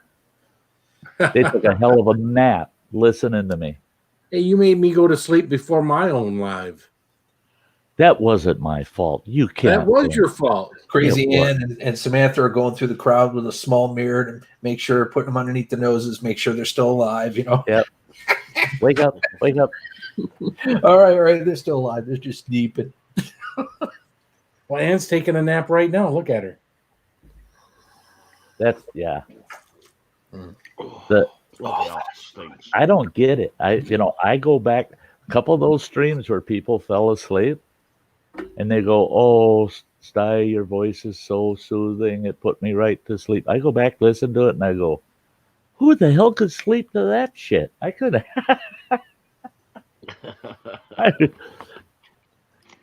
I don't know. I don't know. Cheesy bacon rules. That's all I'm going to say, plain old Chuck. Cheesy bacon rules. Oh, yeah. Yeah. Oh, good old cheesy bacon. Damn, makes me want to be out in camp fixing breakfast right now. There's a restaurant just up the road. Of course, they're closed right now, but every Sunday they do an all-you-can-eat breakfast buffet. And they have just about everything you can imagine. And they get this big old tub of cheese, and you just take big old scoops of it. Put it on the eggs, put it on bacon, put it on the sausage. Ooh, All right, I'm Cheesy good. everything. gross. No. I love cheesy scrambled eggs I'm one of those with a cheese nice like big that. puddle of cheese on the side to dip my sausage or bacon in. Really? And it freaks people out because then right over the top of all of it, I'll pour pure maple syrup. Okay, now you're going a little too far. No, actually, that does sound good. I do that with my maple syrup. I'll dip my my French toast. I'll dip my French toast in the cheese. It's already drizzled with the maple syrup. I know that sounds kind of gross, but it's good. but it's It's better than pig brains, Phil. It's better than pig brains. I'm Okay, gonna have to disagree there, Bob. okay, we'll agree to disagree. The pig brains were pretty damn Yeah. No, you gotta be like Cheesehead. He never agrees to disagree. He goes, "No, I want to keep the argument going. Come on, come on." And I'll go, "No, we'll just agree to disagree because I'm not going to agree with you. Doesn't matter. I want to keep the argument going." I said, yeah, Cheesehead, he never gives up. He never gives up. Never give up. Never surrender. Yeah, everybody wash their hands today. And we don't need to read the second half of your comment, Roman. What's up, Indigenous? Hey, outdoor man. Hey, Dennis. Yeah. There's nothing wrong with that, Killdeer. That's actually pretty good. I'd even double down on that. Yeah. But I'd put banana on top of my French toast and yeah, peanut butter. Okay, You gonna put your banana on top of your French toast? No, I'd put banana. Oh, I thought you said your banana on top. Look, Phil, come on now. All right. Hey, banana. I know you got sausage in the brain, but hey, come on. Yeah, he never said which banana you're talking about. I got you. The you know, the thing is, banana. You would have shut right up.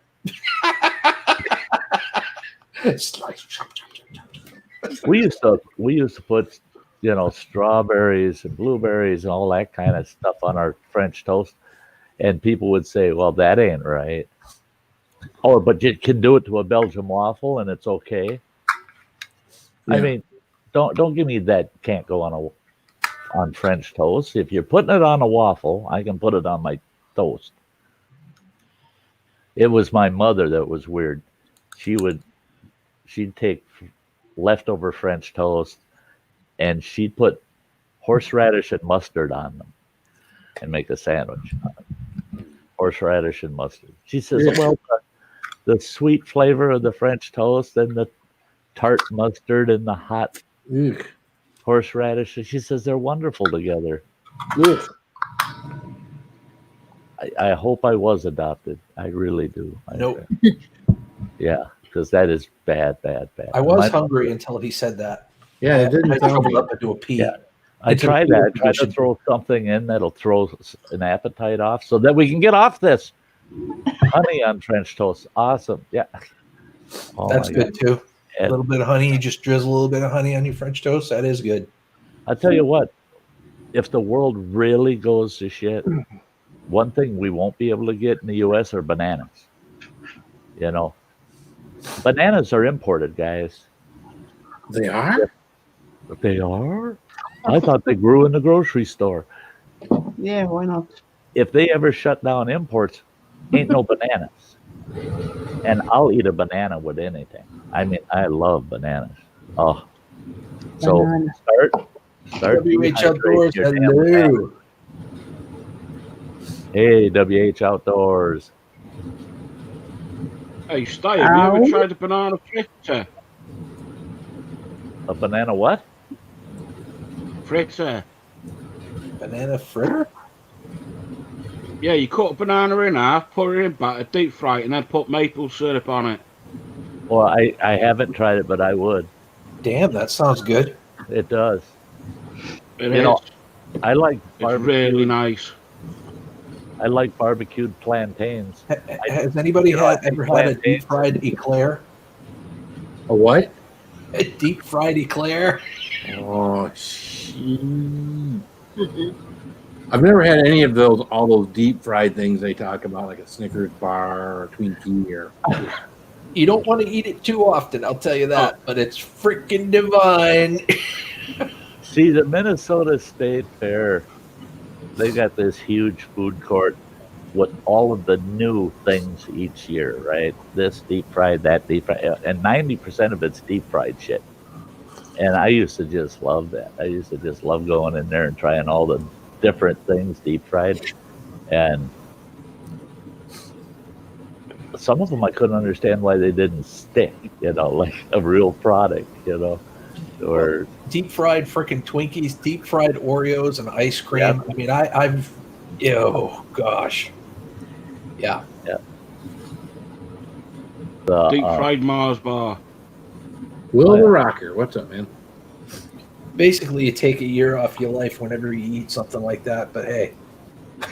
I used to love the deep fried ice cream at Chili's. Yeah, I've they never had had the Chi-Chis. Remember? Chi-Chis, not chilies. Chi-Chis. Chi-Chis. Yeah, we had a Chi-Chis not far from us over in the Twin Cities, and we go there once a month usually. And always had their deep fried ice cream. Loved it. Chi-Chis was the shiznit back in the day. Oh yeah. I do like deep fried pickles. Those are good. Oh, I like the spears better than I do the chips, but either way, they're really? good. Yep, I You like the deep spears fried better. spears better? I like the spears better. If they're not soft, see, some of them they'll like lightly batter them. You can't lightly batter a spear. Right. It's got to be have. It's got to Yeah, have a you gotta good. eat I'll be right back. Otherwise, spear, so that it stays rigid. Because when it's droopy, it's not good. I was And I'm not wondering if being it was sexual. I'm something being sexual that you went truthful. doing there, Phil. You didn't disappoint me. I'm being truthful. It's better. It's better heavily battered than it is lightly battered. I'm just saying.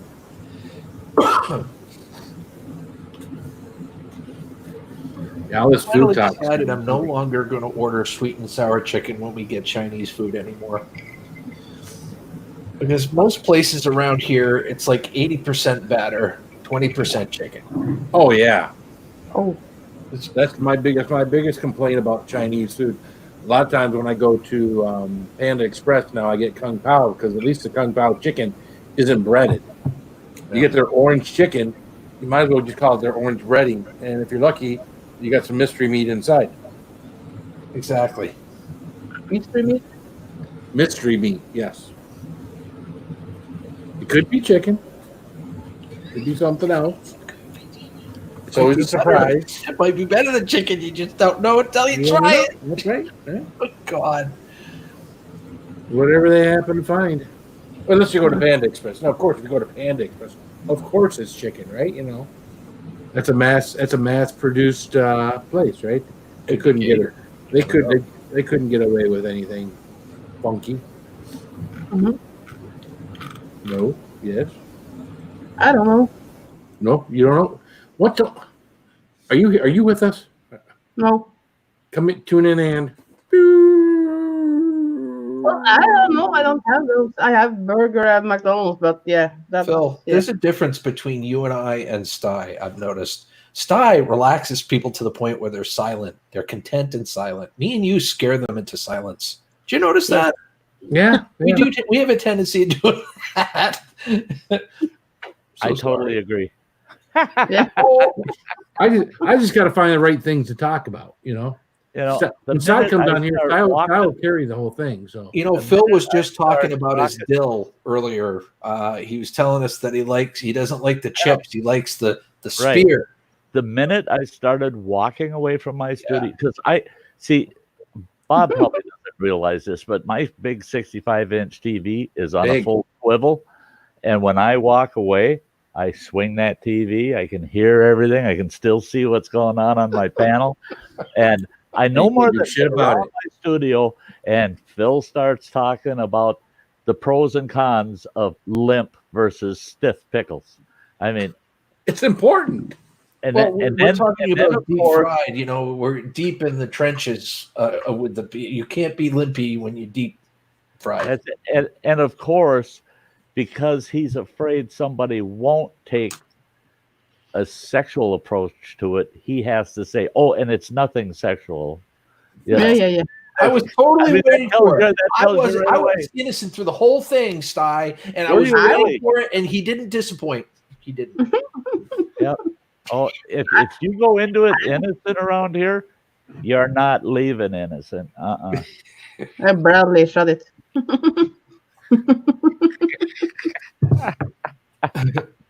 Oh.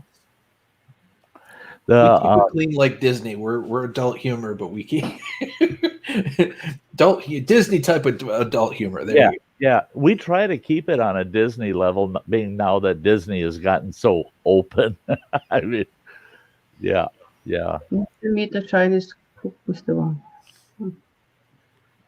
Oh, jeez.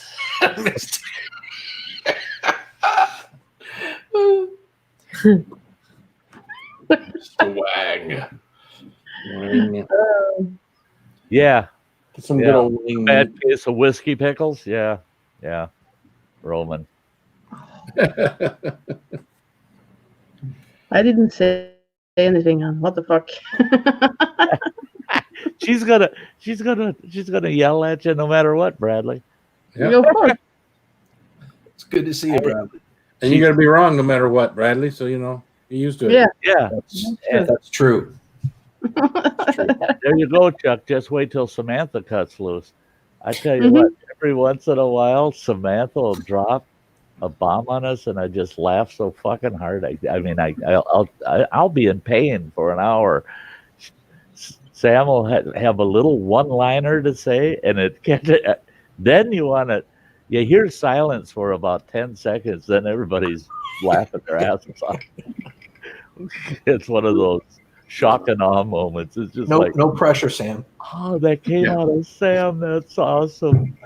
It was bad, but it's awesome. I need to hear your new song. What? Like your new song. Oh yeah, Oh, yeah. Yeah, Yeah, the your new song song today. was great. that was fun. Gosh. By the way, Sam has a new song. By the way, By the way, I By listened the to it. way. I haven't commented yet, but I have listened to it. she has a new By the song. way. By the way, By the way. By the way, Metal music. Yeah, he would probably By the way. claw me and jump off my lap. That wouldn't feel good. no, that wouldn't. Don't want to spook the kitty. It's, You need to brush your teeth. yeah, In my it's not wise to scare a cat while it's in your lap. Meow. Yeah. She doesn't run her mouth too much like some of us, Roman.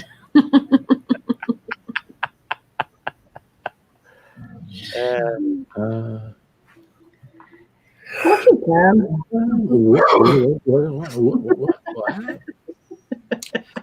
so what else have y'all been doing to keep yourselves occupied?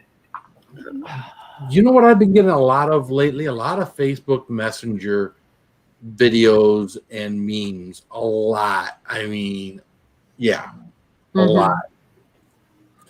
I love the skiff. Somebody, I don't know if it was you or somebody else, but somebody sent me a video of some guy with the sanitizing spray, and he's getting ready to smoke a cigarette, and he's spraying everything, and he's spraying his shirt, and he has his hat, and he's spraying the cigarette, and he goes to light it, and the whole house explodes. Yep. Yeah, from all the fumes. Ooh. Oh man, I was laughing for a good 5 minutes on that one. Yep. Yeah. I always get the pervert one. So yeah. Yeah, I get all those too. The one where China's repopulating. Yeah. Oh, I wasn't thinking about that one now. I was no. And I'd seen that one before. It wasn't titled that before, but now I saw that video, it's like, oh, okay, well that makes sense. I wish I had thought of it, but you know.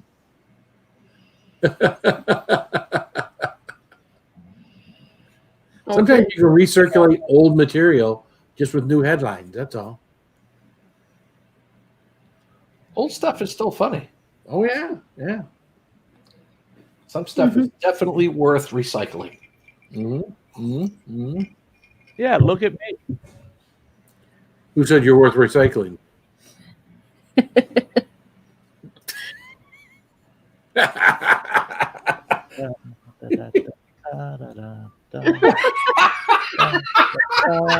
I knew that when he started up.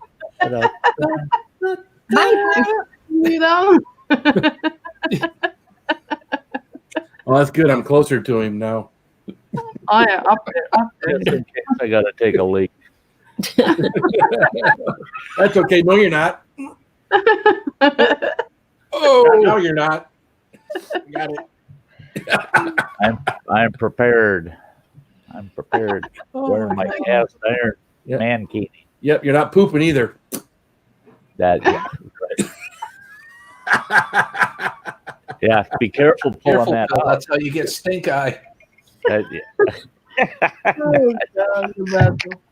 Thanks, Bob. Don't pull it out. Don't pull it out. You're gonna regret it, man. You're gonna regret it. Now, the It's problem gonna now happen. is there's been buildup. Now you release, you're screwed. That's it. That's it. That would be hard to wash off. It's a gutcher. Oh yeah.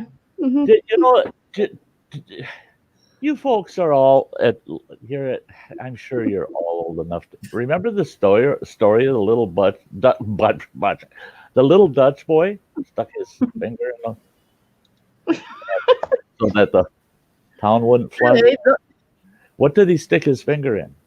A dike. Dog's butt. Oh, don't say that nowadays. You can't say that. Damn, you can't say the little Dutch boy stuck his finger in a dike to keep the town from flooding. You can't. No. You can't do that. That's not. God, you're terrible.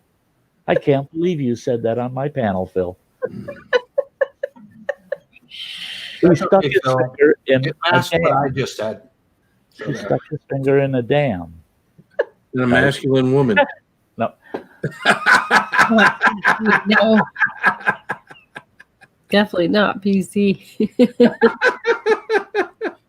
No, the hunt. I don't remember which one of my boys it was that when we were homeschooling them, we had all these kids' books and stuff and had all those kind of stories, and they got their hands on that one. And one of my boys he laughed his ass off. He couldn't quit laughing. I go, what the hell's so funny? Nothing in those books is that damn funny. He goes, this one is. He turns around and it says the little Dutch boy stuck his finger in the dike. Oh shit! I'm not. This is supposed to be homeschooling, right? Yeah.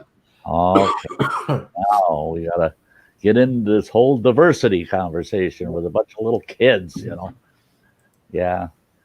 Now, come on. Is it the creators of the book's fault that dyke just became a different meaning? Sort of like gay. I mean, come on. Gay was happy, Hey. Yeah. I mean, True. Now gay apparently still is happy, but just happy with the same sex. Yeah, Killdeer. That too. Yeah. CJ play with Dick. You can't tell stories anymore. Oh, Phil. It just it's terrible. What's up, Unwrap a Smile? Hey, Unwrap a Smile. Hi. That's a clever name. Yeah.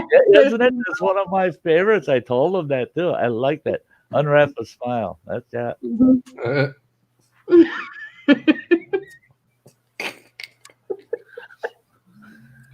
I'm gonna have some more drink. I could need one. Fuck. It's a good thing I don't. Got plenty. I'll share with you, huh? There you go. Yeah. Thank you. I will be drunk on that, I think. Yeah. Maybe. Just so everyone knows, I still have a few pieces of Shaga left. Yeah. Grammy. It's only $30, including shipping. I want some of Christ, the wood. it started out at $10 at the beginning of the night. Now it's up to $30. It's getting rare. It's getting rare. He still has the same 4 pieces. There's a bidding war on eBay. Yeah, Maybe by the it's end rare because none of it's selling. maybe by the end of the stream it'll be 50% off. Maybe. Now the price will go down. No promises. $50. You get it up to $50. You can offer a 50%. You have to pay to ship it, I guess. So yeah. Right. I got to pay to ship it. I Yeah. can't ship it overseas for that price, though, Ann. Just saying. Yeah. Well, it's only available in the U.S. Yeah, they want a small United fortune to States. send anything to Norway. Oh yeah. You can ship a person to Norway cheaper right now than you can freaking anything else. Can you? Oh yeah.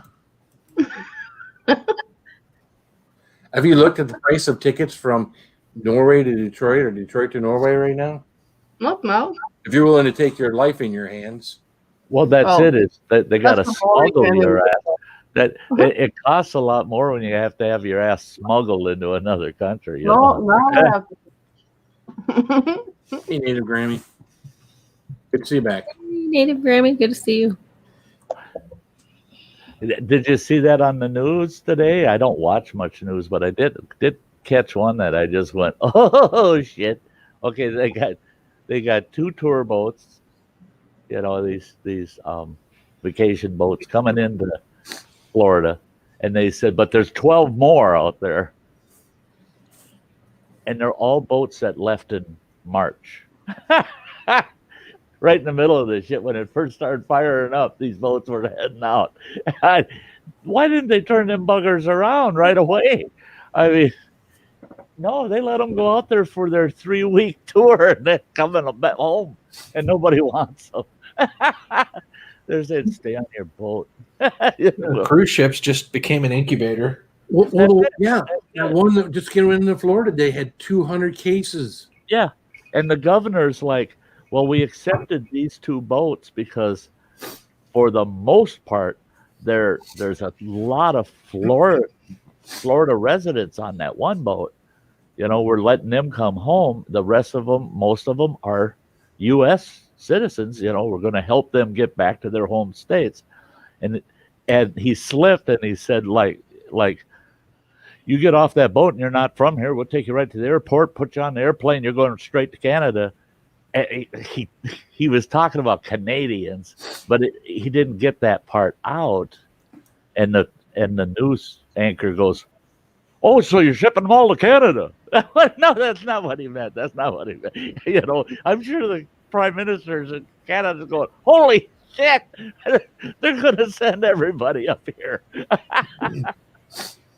Yep. Oh, Canada's doing pretty good with all we're this. sending them to Canada. Yeah, it's a mad world, I'm telling you. I am so glad this shelter in place thing, I'm actually getting to like it. I mean, there's no traffic. I went to Walmart today. There wasn't a single vehicle to pass. You know, it's not even worth having a heavy foot because there's nobody to pass. So I just moseyed to Walmart.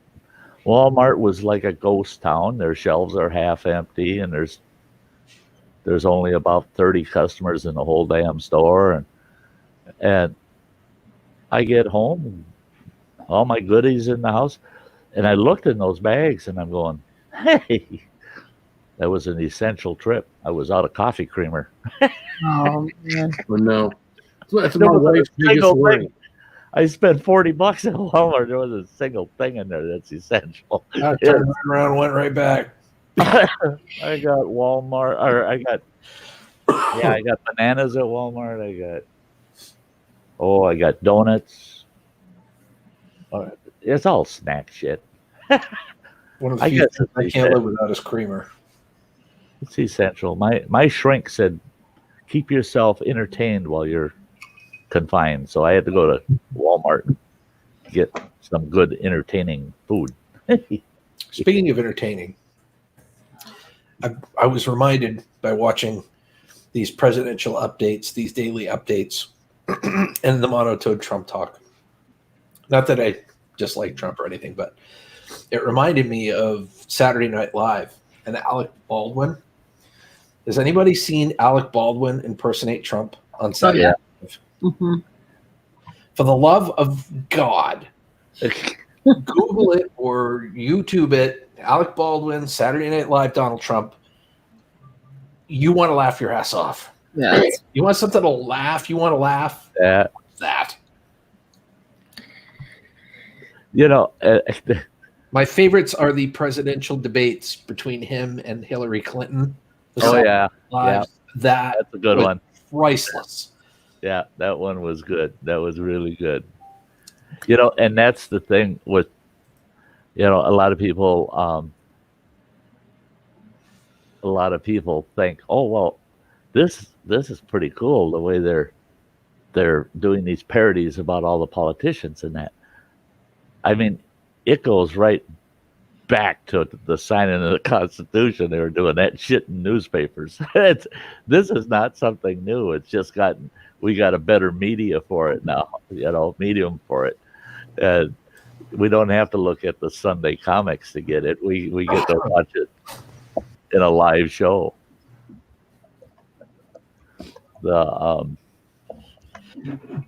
He is the best impersonator. You know, and that's the thing. My channel's not political. It's not religious. It's not. No. You know, I don't go down that road per se. I let it go to a degree, but I don't, that's not a topic of the night kind of thing on my channel.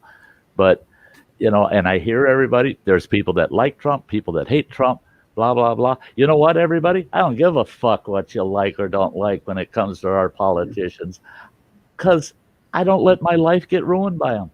Right.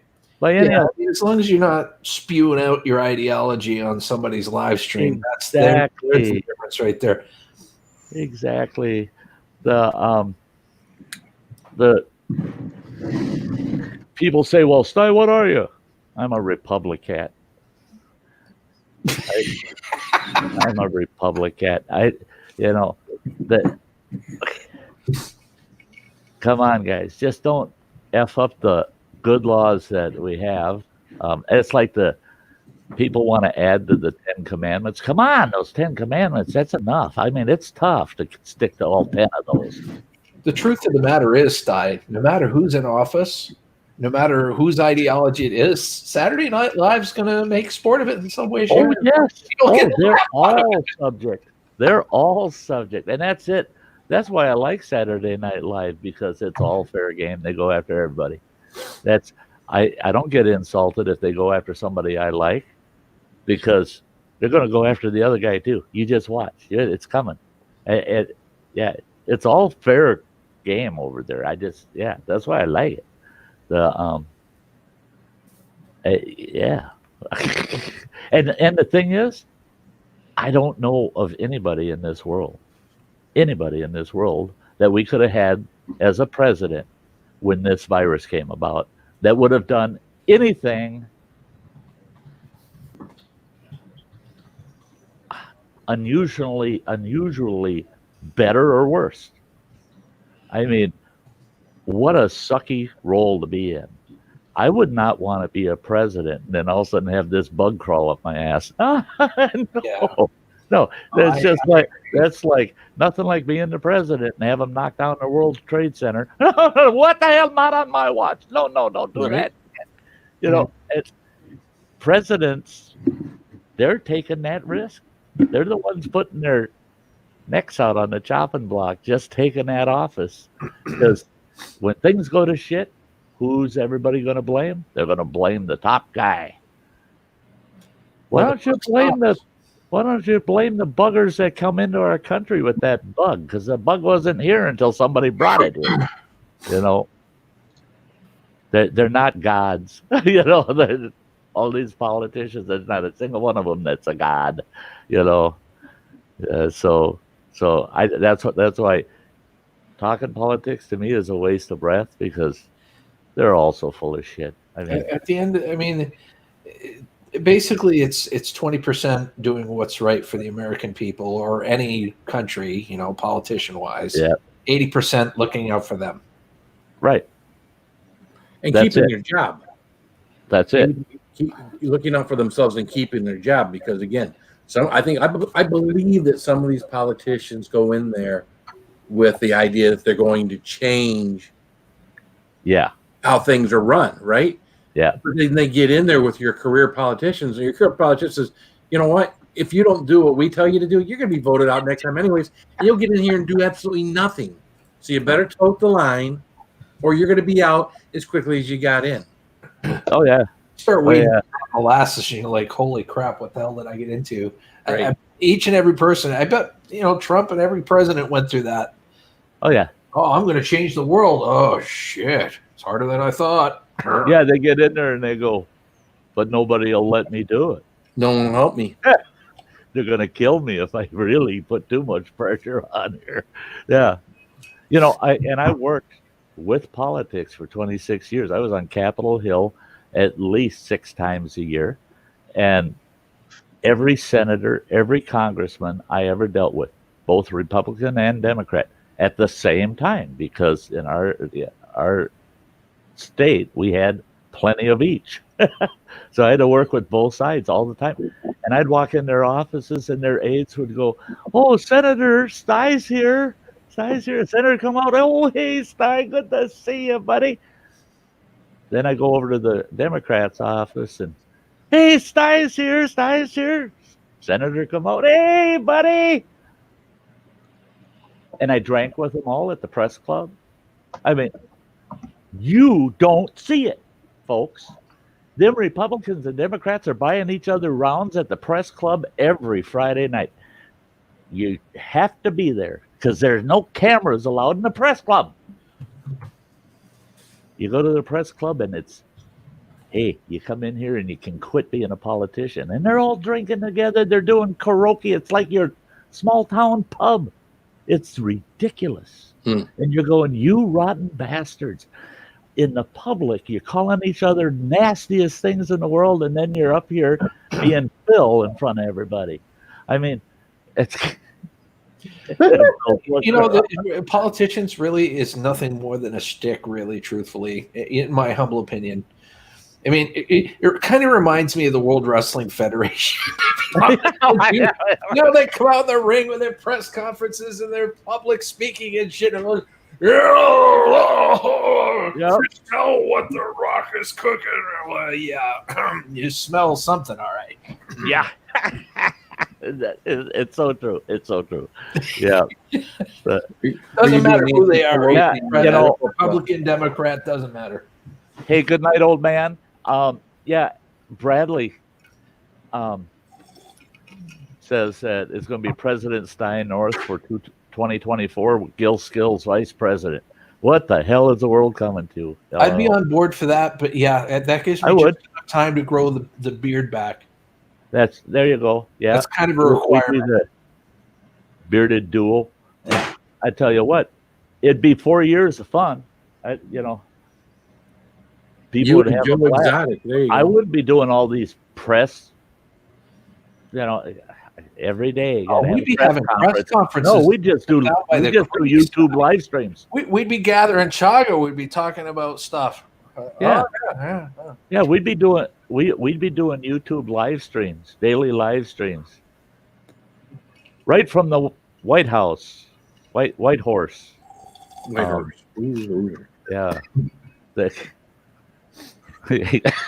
Camping in the Rose Garden.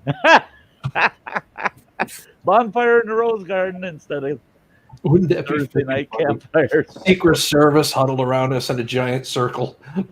Oh yeah, they'd have to. Oh my God. Guys, come on. Can you back up just a little bit? You're blotting out the stars. Yeah, back off. And they'd be telling us, yeah, but there's so many people out there that want to take a shot at you guys. Oh, yeah, trolls. We got to have Secret Service protect us from the trolls. That's right. Oh, yeah. Yeah. Hey, B-Lady. Good to see ya. B-Lady, how you doing, sweetheart? Mwah. Hello, B-Lady. Much love to you. Yeah. I tell you what. Kilder is saying you would put a different meaning to a joint meeting of Congress. All right, pass the joints around. Right. Damn Let's get everybody in the mood to talk. Let's be real, folks. Yeah, we're going to get real. In the Oval Office. Nothing but a bunch of bullshit in here. Real talk with the president. The Oval. Is there such a thing? Native Grammy, hello. Sty, thank you for inviting me up here tonight. Well, thank you for being here. Thank you. This is my busy week because I get tomorrow off, which means I'll be on YouTube, but I won't be doing anything personally. But then I got Saturday. I've got Into the Outdoors, folks. You want to come and see Into the Outdoors Saturday night at 7 p.m. Central Time because we're going to talk about it's Into the Outdoors. Is that every bi-weekly stream? And this week it's Into the Outdoors but all the parks are closed. We're going to talk about that, how they're closing down local, state, and federal parks. That's what we're going to get into Saturday night, is that issue. And then, of course, the next night, B-Lady was asking the question. So Saturday night's into the outdoors. And Sunday night, 7 p.m. is Sty Story Sunday. And then I get 3 days off. So I'm going to try to shog a hunt on Sunday, but it all depends on how late Saturday night stream goes. If not, then Monday, Tuesday, and Wednesday, I'm going to be outside. I got to get outside. I gotta violate the stay in place order. I'm going to be a rebel. I'm going to go out there. Thankfully, I can roam a little bit on the property. We can go for walks. We got some property, but even I went out to the state land today and just, it's not a state park, it's state land, Right. See, and that's the thing. The fire's there.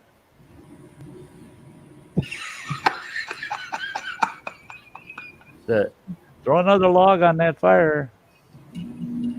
Don't make me be the only one throwing wood on there. And that's the whole thing, Phil. You're right. Here in Wisconsin also, state parks, state trails, any communal areas owned by the state are closed. The public lands in general are open. Same with the feds. The feds, they're not closing the national forest. In fact, in the state of Wisconsin, they haven't even closed the campgrounds yet in the state of Wisconsin.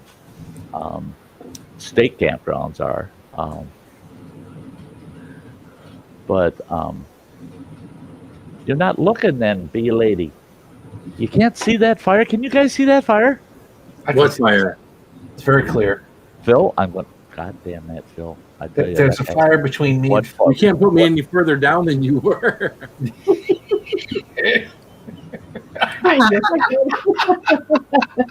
Adios. Yep. Bye-bye. That's, Bye, Felicia. Bye, Felicia. Bye, Felicia. No. I thought you were fanning your fire. Fannying your fire. Fannying your fire? There you go.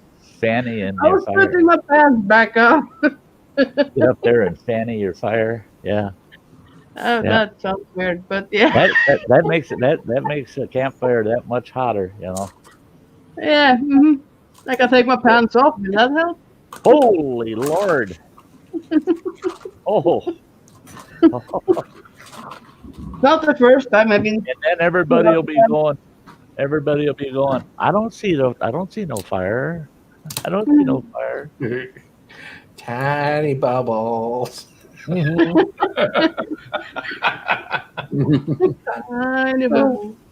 Oh yeah, Roman, can you still share the porta potties?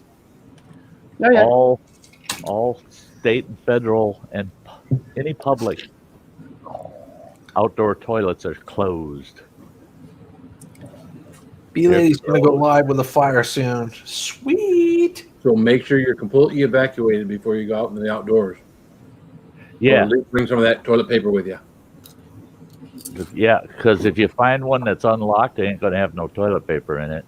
You better When this bring is your all own. over with, all that TP you saved up, you could use it as a trail. You can leave it a trail of it, so you don't get lost in the woods. Right, Hansel and Gretel. The only problem is there's someone that went to get toilet paper and there was none left, following you, rolling it all back up. I'm a man. Never all this back wrap up. Yeah. Actually, it's shitter, but The world is my crapper. the world is my urinal too, right? Yeah. Tiny bubbles. Don't hold back. Here in Wisconsin, my sister is out there, and right now all she is seeing is ghosts. In my wine makes me happy, feel so fine.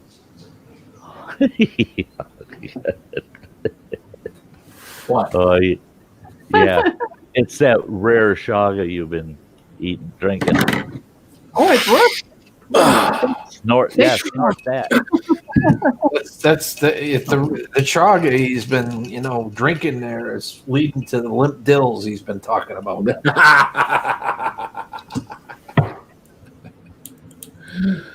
Yeah, they're Oh, talking. all that- They're that talking here in extra Wisconsin, taking the ban off of the trails, the state trails, being that the Forest Service isn't going to shut them down, and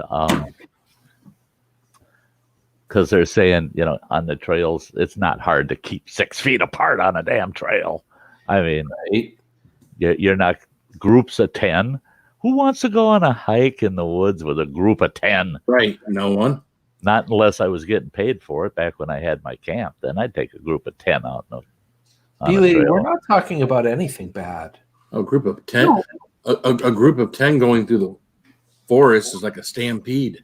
We are Yeah, a it pair of angels here. It is.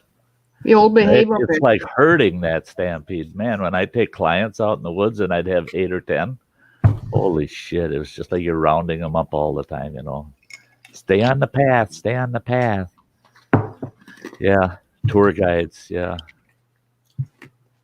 And I tell you what, you want to see the lemming effect? You take a whole group of people out to at a beautiful vista, big cliffs, 800 feet down to the ocean's shore, throw a roll of ass wipe off the cliff, and watch all these hundreds of people run off that cliff. And film that. It's just like them lemmings jumping off the cliff. Oh, God. They'd all just toilet paper. Oh my God! The race! Virus is taken care of. Oh my gosh! Natural selection, just Natural took care of business selection. for us. Yep. And they're all yelling at you, you dummy, throwing away toilet paper. Yeah, I'm the dummy today. Yeah, yeah, Dear, I bye. agree with you. I like my solitude in the woods too, or in nature, or camping, or whatever. Oh, me too. Oh, me too. Yeah, B-Lady, if you pick the right trails, they're loops. So when you get to the end of it, you're back. Those are the trails I love. I look for loops. Oh, I start here and I end here. Can't beat it. The hunt for heat. Haven't you heard? The stimulus checks aren't checks. You're gonna have UPS or FedEx showed up to your house one day, and you're gonna have a whole pallet of TPs. See, yeah,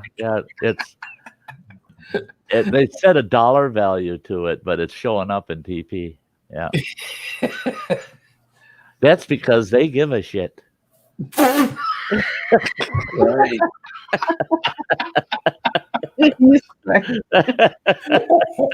We really want to help the American worker out. We're going to prove we give a shit. Send them some of that ass wipe. So when you get your pallet of TP, you can barter it for whatever you want after that. Right. I tell you what, if I got a pallet of teepee, that's what I'd make out of it, is a fucking teepee. Like a big ass wipe teepee. Yeah. And just cover it with clear plastic so everybody can see all that toilet paper. Just make a bonfire. Videotape a bonfire of TP. Oh, make a bonfire and People have freak everybody out. around it with big long sticks and put those rolls on it like marshmallows. Yeah, we're out here roasting TP. Yeah, giant marshmallows. That would be perfect for Phil. You get a TP roll burning, it's burning. And right after he has one of those challenges, yeah, exactly. Hold it just like that. You use the burning roll of toilet paper. It fits with the theme, right? He's thinking. He's still holding it. That would hurt me. There's a statue like that. Isn't the dude holding a fucking skull or something? That's the spirit of Detroit. Yeah, an empty hand. He's So wrapping. he's got like something gold in it and whatnot. He's kind of like the spirit of Detroit.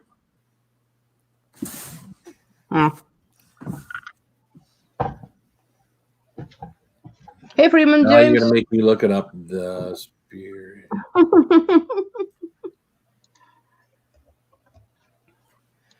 Yeah. Well, I got a friend that's independently wealthy. He's worth about, well, now I found out he's worth about 700 mil net, and he's got employees that run to the store for him most of the time. Wow. The guy's a real humble, simple guy. I mean, but he's got a lot of damn money, and he's usually sending employees for stuff. Well, this gal that's like his executive secretary, she told him, she says, "Hey, you should come to the store with me."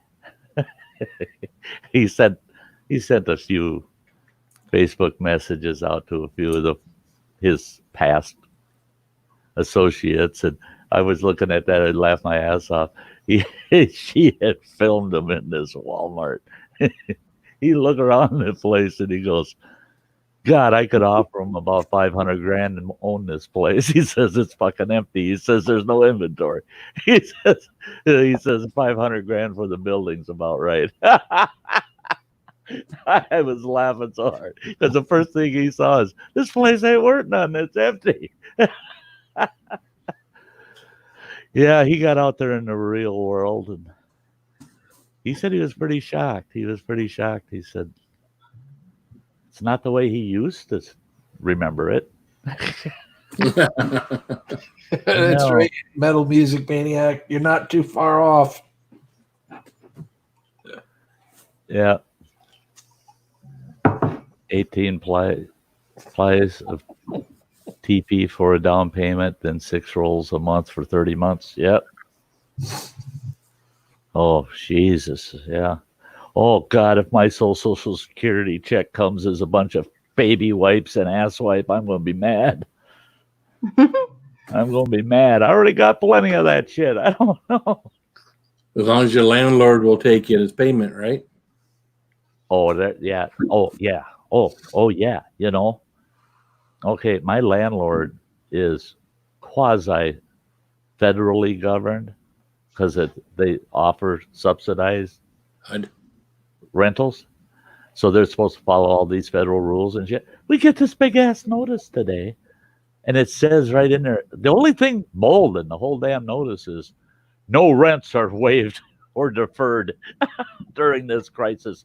If your rent's not here by the 3rd of the month, you'll be charged $30 late fee. And if it's not here by the 15th, you will be evicted. What are them sons of bitches? I mean, I thought, oh, Wow. they're Talk hiding about a behind landlord with a tight ass sphincter. Right? Huh? I said, talk about a landlord with a tight ass sphincter, huh? The landlord, they're federal. Well, they all have tight ass sphincters. That's, yeah. I mean, they're saying, oh, anybody that's got dealings with the federal government, you don't have to file your taxes until July, and don't worry about it. We're going to send you a check, and and nobody's getting evicted or foreclosed on. No USDA loans, no rural development loans. We're not defaulting on any of those mortgages, and this. And what do we get? We get a letter from a federal agency that says, "Pay or get the fuck out." You know, and we're like, "What the hell?"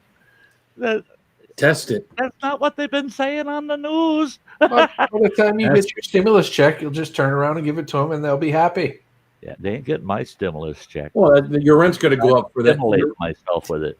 Your rent's going to go up the next 3 months because of your stimulus check. No, it's earned income. It's being taxed. no, it's not.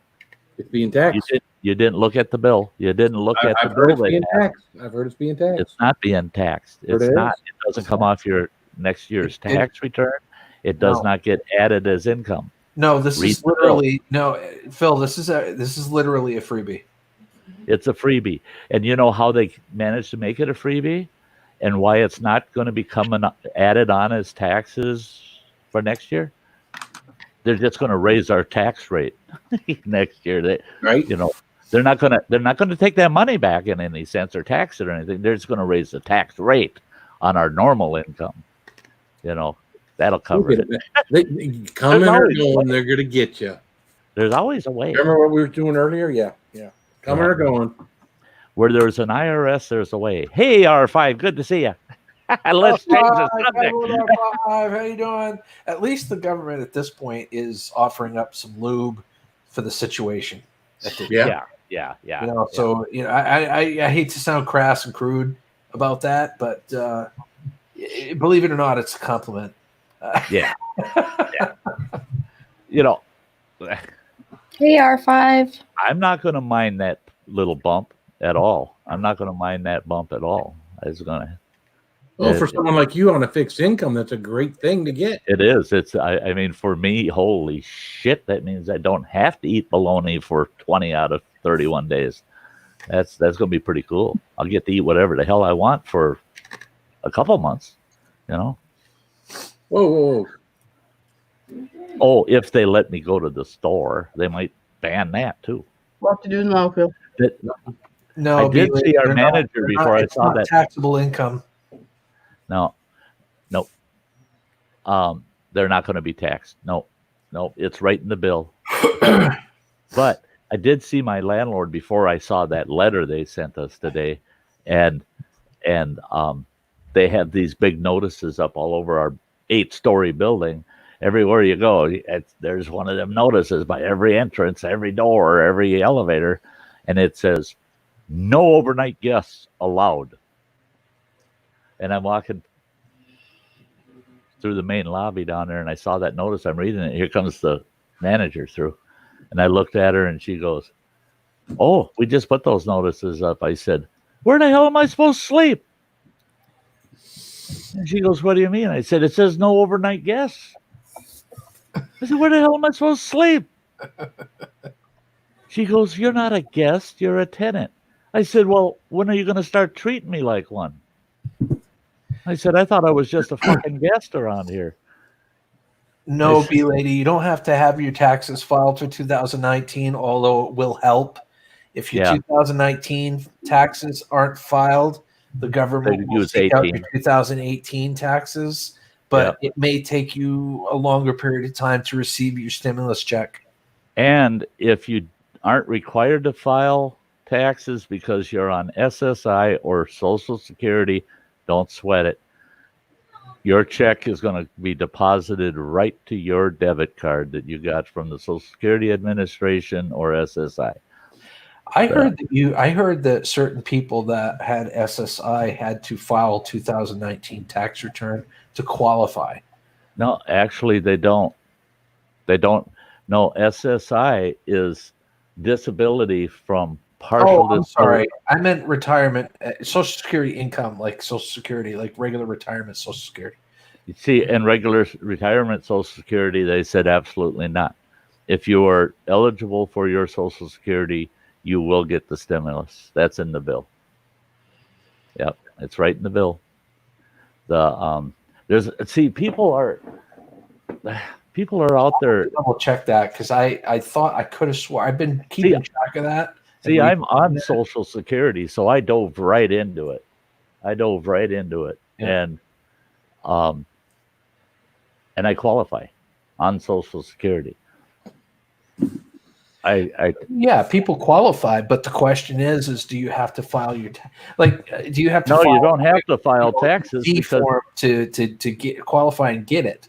Is basically no, you don't have to be a filer with IRS to get it. If you're not required to file and you're on a federal fixed income, you're automatically qualified. That's the way the bill reads. Because the majority of people on Social Security don't file taxes. Right. That's no, all that they're is getting is Social true. Security. And if that's the case, that's great. But I'm going to have to double check to be sure because my grandmother, which just turned 90 yesterday. Yep. I'm worried about her not getting her. She'll get it. She'll get it. Go ahead and look in it deeper. I will. Bill, I will just be sure. but you'll get it. Yeah, that I listened to a blog 2 nights ago, or that was done, and their guests. One of them was this dude. I never heard of him before, but he's with the IRS, and they asked him the specific question: how are people on SSI and Social Security going to benefit from this if they have not filed? And he said, people don't understand the Social Security Administration and the IRS are sister agencies. All that information is shared across the board. He says if you're strictly on SSI or Social Security, the IRS already has your information. The payment will go straight through the Social Security Administration, not through the IRS, because they're sister agencies, which is true. The only thing I don't care for is the fact that, like, it's great that we're getting stimulus checks at all. You know, I've got to say that outright. But the stipulation to get extra money, that $500 for each additional dependent, Right. They have to be 16 years or younger. That's it. Is why did they cut that age? My son is 17 years old. He's still technically a dependent. Why does he not qualify for that extra $500? See, and people are asking the question, I haven't gotten a good answer on it yet, is, okay, what if that 17-year-old worked a part-time job and filed taxes? Well, then they'd be eligible. So why aren't they eligible if they're a dependent? Well, they'd be eligible for $1,200 if that was the case. But yeah, he's 17 and he doesn't have a job. Right. So why isn't he eligible under you then? Right. Because it's supposed to be any kids. Well, and that too. See, that's it. It's under the age of 17. Right. It's under the age of 17. 16 years old. If you have a 17-year-old child, which is still technically, you won't get it. You won't get $500 for right. that. Right. And I'm kind of wondering what their line of reasoning was for that. But I mean, even a 16-year-old could work. So why not do it 15 years or younger? I mean, if they're going to use that line of logic. Right. And see, and I think it's kind of disparaging that a 15 or 16-year-old in most states can have a job. And they may have filed taxes singly because of their income, because their parents didn't want their added income into the total household income because it threw them in a new tax bracket. Now that kid is going to get $1,200 instead of $500.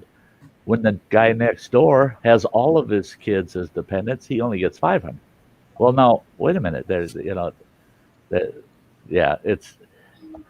not a perfect system. That's for damn sure. It's not. And it's like everything else. And I say it to everybody.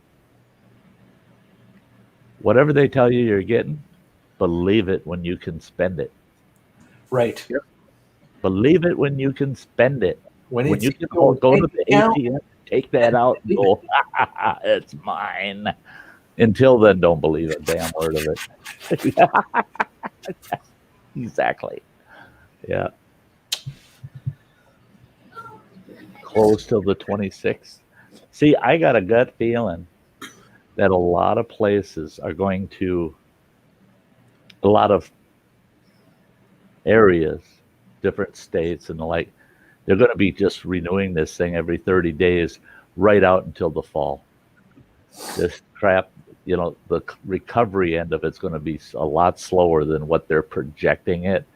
They're projecting it to keep us calm is what they're doing. Because they don't know when they're going to be able to lift these. Oh, we haven't peaked yet. Yeah, we haven't even peaked. So they don't have a clue. That peak, they're hoping will come in the next 2 weeks. They're hoping, folks. They don't know it. They're using models. And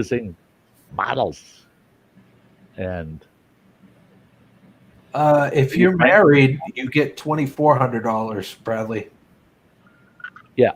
Not 12 for a couple. That's $1,200 a piece. You get $2,400 if you file jointly. Yeah. Hey, now wait a minute. Now, don't anybody take this wrong. This is kind of parody. It's meant to be funny, guys. Unless you make a crap ton of money. If you make more than but- what was it, 75,000 a year singly, or like 99,000 a year. 99 if it's a couple, and but you'll still get some all the way up to 150,000. You get less. Right, they scale it down from They there. scale it down $5 for every 100 that you make over that limit. So yeah, you'll get less, and at 150 grand, you're at zero. But okay, this is, like I said, this is just to be. This is meant for humor, but what about a Mormon that's got 5 wives? Does he get $1,200 a piece for them? No, you just Oh, get everybody got 400. quiet all of a sudden. No, you just get the 2,400. No, Married couple gets 2,400. Didn't you Well, wait a A second. married Let's hold the phone. what about, Yeah, what we're about a all- married you- few? say? Well, Or a it married just- couple? Yeah, they should technically get their 1,200 a piece, right? See, and that's it. For Is adults. well, they're not individuals. so though. if they're all adults, Well, I would hope they were individuals. There. I mean, if they're not individuals. Well, then that means they're married. So then they should qualify as a spouse and get $1,200. Well, they should get $1,200 whether they're married or not per person. So See, Phil, he's just like, see, I'm not Mormon. God damn it, they ain't I getting agree it. with Phil. They ain't getting it. That's not fair. That's not right. Well, getting $1,200 If you get a Mormon with 5 If he had a wives, bunch of wives, he'd be going, hey, wait, hey, you don't know what it's like having 5 wives. I better get $1,200 a piece. now here's another question. Does it depend on how you file? Because if you get a Mormon with 5 wives, it really doesn't behoove you to file jointly. right? Oh, yeah, no kidding. Especially if a smart fellow would have one wife that files jointly with him, and the other 4 go out and get jobs, part-time jobs, just so they qualify for the $1,200 a piece. See,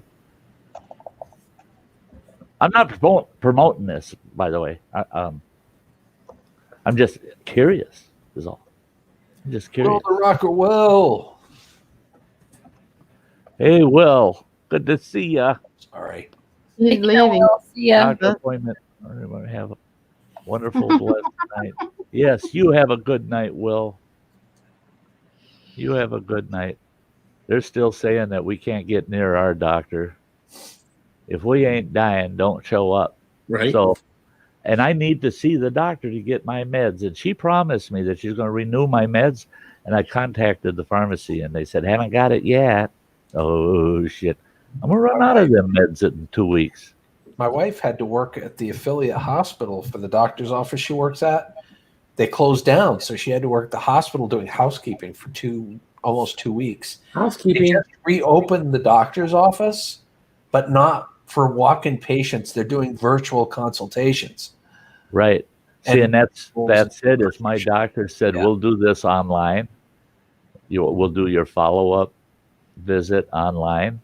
I said, oh my God.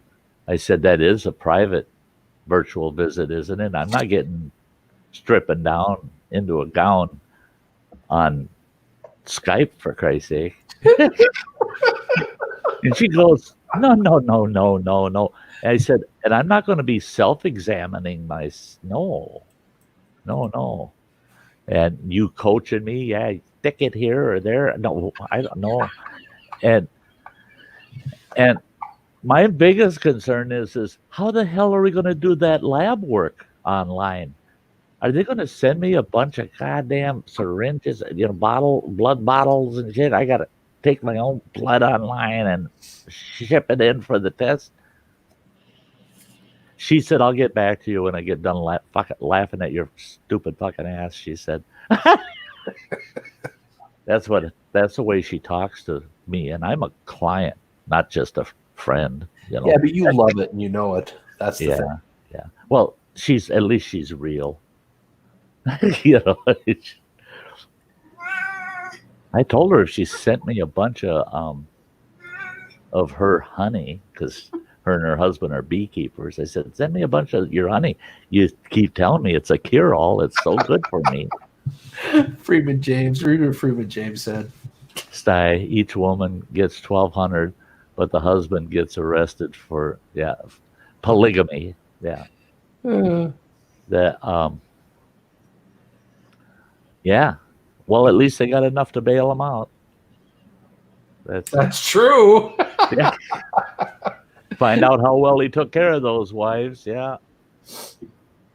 What do you mean they didn't bail me out? No, they were all in the car heading for the liquor store. Headed to the local packy. Here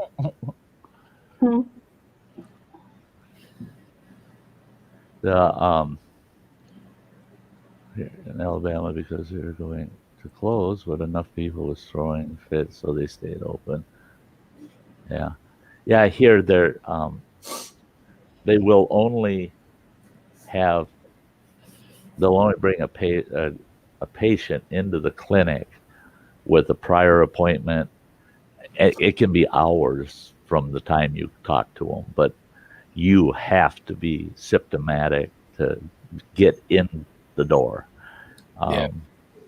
They won't let you in the door because they said, you could have asymptomatic people sitting around in the lobby, spreading it to everybody else. And I said, okay, shit, yeah.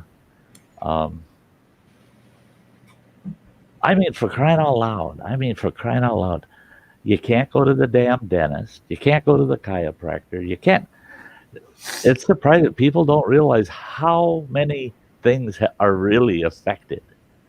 I mean, we don't feel it yet. Most of us don't truly. We think we feel it, but we ain't feeling it yet. Wait till you get an abscess tooth, and there ain't nobody going to see your ass. Wait till that joint goes out, and if you don't see your chiropractor, you're never going to make it over to the shitter.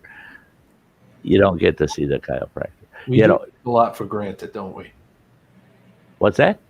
I said we do take a lot for granted, don't we? Yes, we do. Well, and we've become a society that, I don't like people that get in this argument. Well, I'm a producer and you're not. What do you mean? Well, you're in healthcare. You don't produce anything. I'm out here and I work in a factory. I produce something. I hate those kind of arguments because I don't care how hard you work or what it is you do. It's not a matter of producing. It's a matter of contributing to society. None of us, right, exactly. Come on. None of us anymore are producers.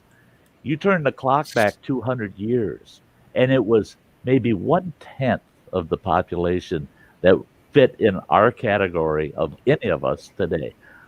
The other 90% were homesteaders and pioneers, and everything they had, they produced themselves.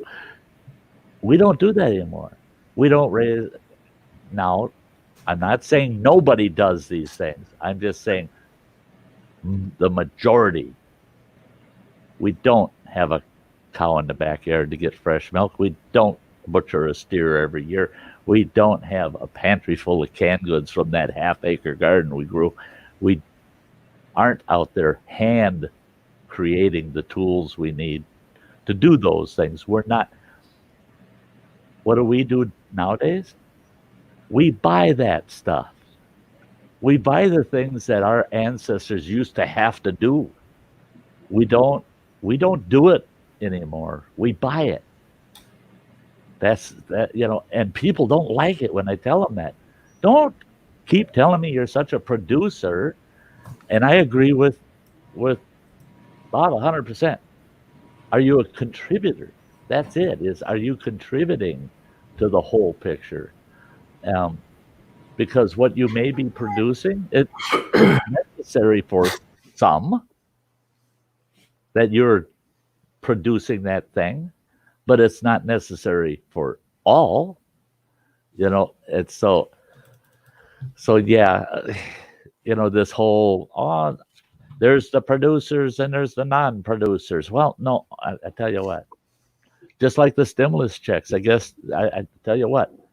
Get rid of all the non-producers and give up your check.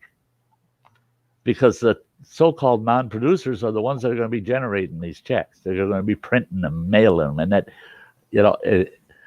it's those positions that give us those checks. Oh, we bitch about those positions, but we don't bitch about getting a check. So we need to be just happy with our lot in life and persevere. Endeavor to persevere. Well, we need to be MacGyver. I mean, back in the day, people had to be their own MacGyvers. They had to figure out their way to live because there wasn't a niche market out there to help you do it. Right. And you're absolutely right. We've definitely lost touch with a lot of that. And the quickest way to get back in touch with it is lose everything with no idea of when it's ever going to come back. That's right. All of a sudden, you start getting crafty. Bottom forces you to start doing what you need to do to survive. Right. All of a sudden, you become very crafty. Because there won't be anybody there to do it for you. So you got to wake up all of a sudden and go, oh shit. Then when you master that, you can tell your grandmother, your grandparents rather, that I walked 6 miles and 3 feet of snow to get to school and stuff like that. You get bragging rights. You get huge. Yeah, you get bragging rights. Oh, you didn't know bad. You didn't know bad. You should have been back there in 2020. That's right. When the bug got us all, boy. That those stories are coming. Yep. 10 years from now, you're going to hear. I'm going to be even older yet, and I'm going to sit and laugh when the people that are 10, 15, 20 years younger than me, because they'll be at this stage going, oh, you should have been back in 2020, you little whippersnapper. You don't know what tough is. That's right. There wasn't a goddamn roll of toilet paper on the shelf. I'm telling you, you couldn't wipe your ass in 2020. Well, you could, but you couldn't do it with toilet paper. Yeah. Now you know where the 3 seashells came from. 2020 drove us right to the 3 seashells. Holy crap. That's awesome. And that's it. It's not just the good times that generate future stories and morals, morals to stories. It's bad times also. So a little bit of adversity is a part of the recipe of a good, well-rounded life. Plato Chuck says 10 years from now you'll be using his last roll of toilet paper. That's it. Most people bought 10 years worth. I mean, yeah, the 3 seashells, Native Grammy. They really do. It was a shame they did not truly give you kind of a true picture of how it's done. I want to know how those 3 seashells truly worked. Now they left it to the imagination of the movie. Yeah. Now I've watched videos of primitive survivalists. They go out in the woods with nothing. They'll fashion everything they're going to use to survive. And there's a method. Sty's never gone there, ain't never going there. Of wiping your Stallone knew how to survive. He wiping your butt with a rock. He just walked up to a terminal and started swearing until he had enough paper. Yeah, that was there you go. I mean, he had it figured out. Good movie. Stump Waters in the chat. Sty. How to stay alive in the woods. I've got a playlist, folks, on my channel that's called Live or Die in the Outdoors. I was surprised I got a little bit of negative feedback, but not much. Folks were especially when I got on eating. I hated people. I'm going to go out there and I'm going to live off the land. I'm going to eat everything wild out there. Yeah, you're going to do that for a little while, and you're going to starve next winter. I want to see it come. I want to see how sure of yourself you are the following winter. You need to watch the video on caloric value of wild foods. It'll shock the hell out of you. I mean, when you have to eat a minimum of 20 squirrels a week just to maintain your least level of caloric values to keep your weight where it is. So you're going to eat 20 squirrels a week. Well, you better be on the move, because you're going to wipe out all the squirrels in the first 2 weeks, anywhere within reach of where you're living. And all of a sudden, now what are you going to eat? You ate all the damn squirrels. Now what are you going to move on to? Oh, well, then I'll eat ducks. Well, they fly south. So what are you going to do when they fly south? People don't get it. I had someone say, I can live on wild berries. I don't eat them. I can make it as a vegetarian out there. And I said, you can survive in our society as a vegetarian. You can't do it out in the woods. You ain't going to do it. Oh, bullshit. Oh, bullshit. I said, you know why humans became omnivorous? It's because food things are in chains, and they're only so long. Each chain is only so long. And tell you what, try to survive on berries, folks. You cannot be eating 5 gallons of blueberries a week. Because first of all, you're not going to pick that many. Second of all, if you did eat 5 gallons of blueberries, now you need that 10 years worth of TP. Yeah. Well, not only that, but how the hell are you going to do that when it's 20 below zero and there are no frickin' berries? Exactly. Mike, Dandelions. You ain't going to live on dandelions. I've had people say, oh, I can live on dandelions. And I said, well, no, you cannot. You can't. Now, you can supplant your diet with all of the above. And if you learn how to properly preserve many of those items, some of them you can't preserve for that long term, but many of them you can. So just the fact that you're going to be out there gathering that stuff, if you don't know how to preserve it to get you through the winter, that's why I say, I want to see how many people make it through the first winter. Things are very easy in mid-spring all the way till the end of summer. Then they start getting rough. Then they say, well, I'll go out and kill a deer. Oh yeah. I've hunted my whole life. I've had seasons with the most modern firearms you can get and with the most expensive deer stands and blinds, and never saw a frickin' deer. I've had seasons where I never saw a frickin' deer. Now, what if that happens the year I have to live or die off the land? Uh-oh. Uh-oh. No meat. I'm screwed. I mean, some people know that reality, but there's a lot of people that watch these reality TV shows and survivalist shows and see the ideal conditions of surviving, and you know how they get everything at just the right moment and they survive and they get out and they get recovered and all that shit. Excuse my French. But yeah, I mean, there's a reality to that, and that's not ideal reality. That's called ideal conditions right there. It's like a cell phone, an ideal conditions is going to work all the time, 100% of the time. And get it out there, it's not going to happen. And Mother Nature has crazy cycles that you can't foresee. You can't foresee. Nope. There's years certain things will get a blight and they don't even produce.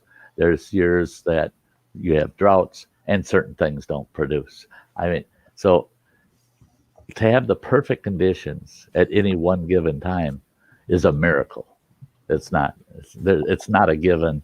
Now, most of you folks know I took my family for 1 full year off grid in the backcountry in the Cabinet Wilderness area of northwestern Montana. Guess what? During the winter, twice we got off that mountain and we hauled our butts to Sandpoint, Idaho to this warehouse food center. And boy, did we stock the hell up. Because I tell you what, in northwestern Montana, you ain't going to have flour and yeast and sugar. You're not going to have those things unless you go out and get it and bring it in. I'm going to be doing a Sty Story Sunday episode that's called Wilderness Family We Ain't.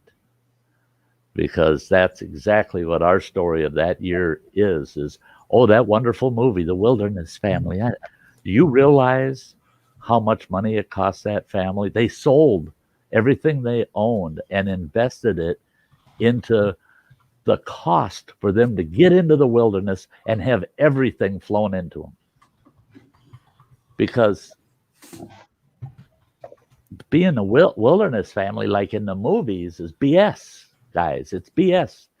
What it is people with a good grub stake going out in the wilderness and having all that good stuff dropped to them. They're not going out there and living off the damn land.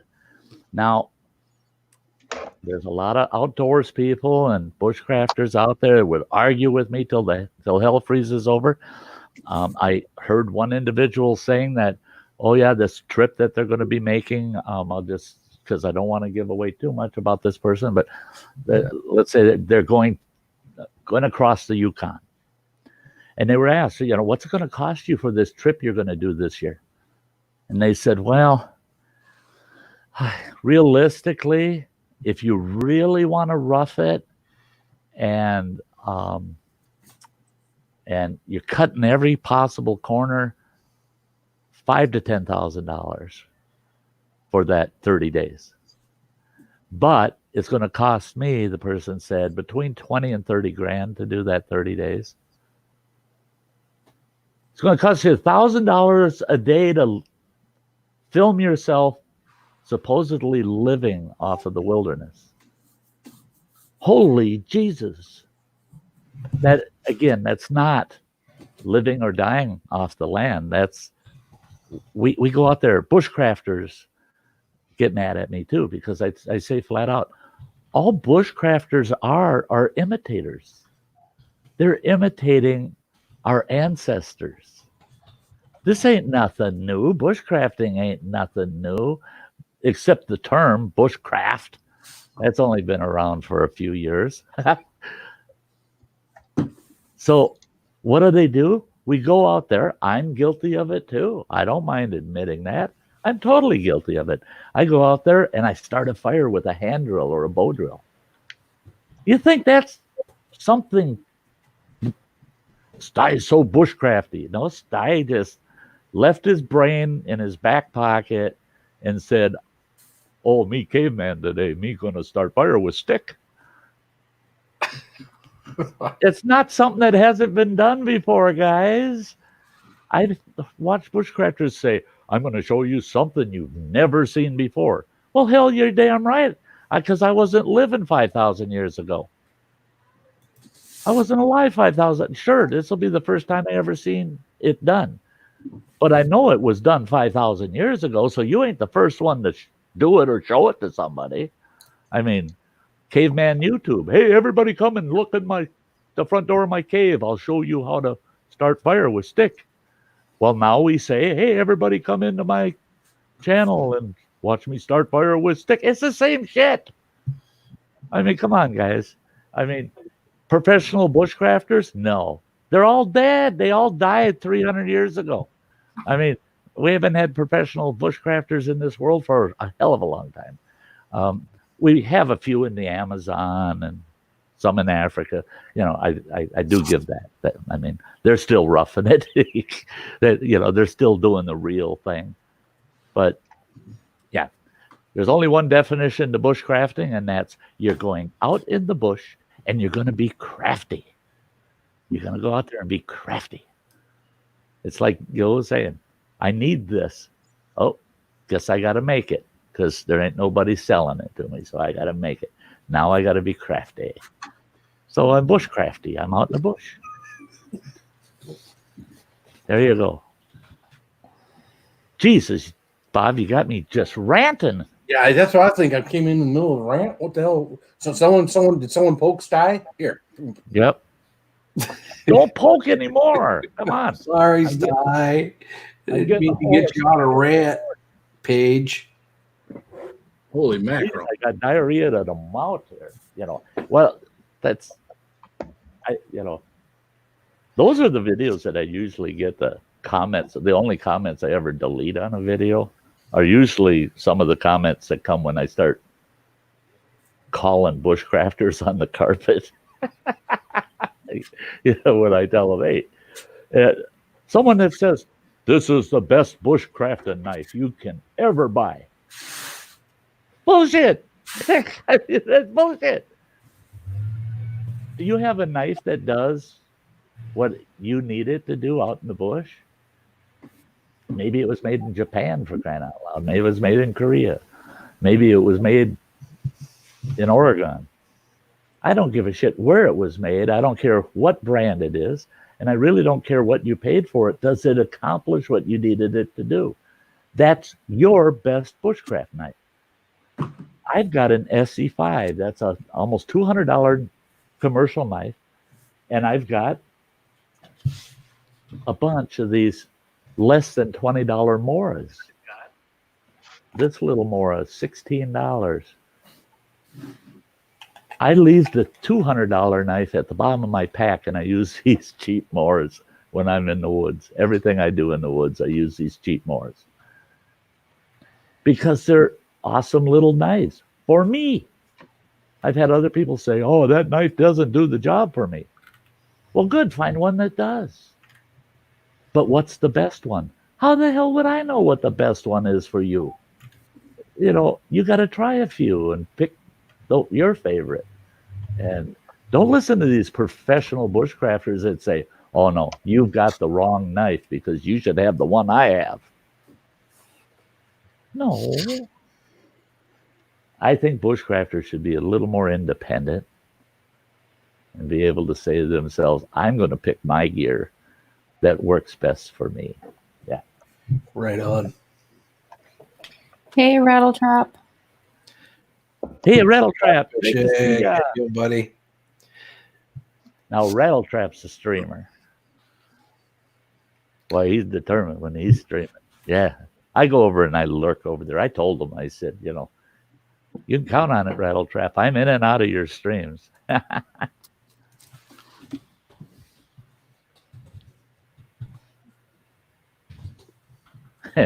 Bee lady, as long as I can get my spear back.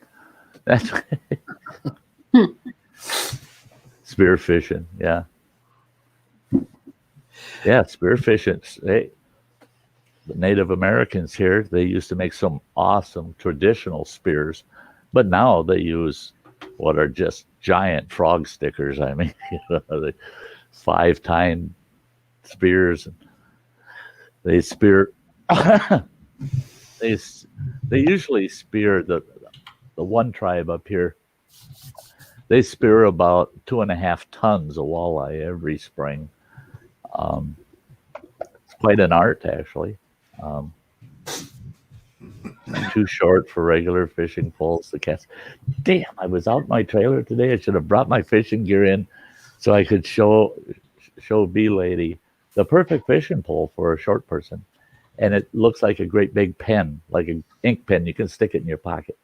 Take it out, carry the reel in the other pocket, put it together, and it's only about 3 feet long. It's awesome little fishing rod.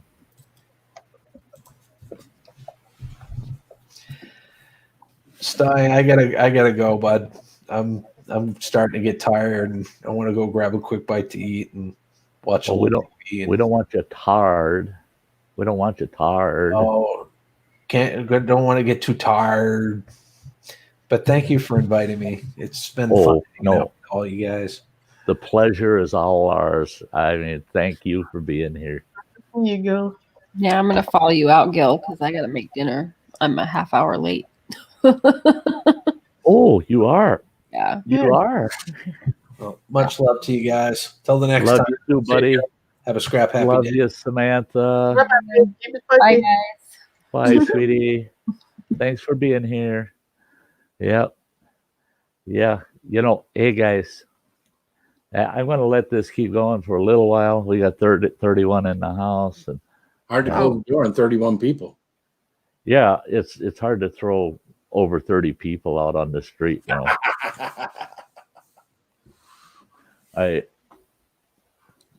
I'm surprised. I love you all. Hey, John's life.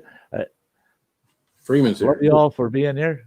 Freeman James, bye. It's not surprised as he's leaving at this time.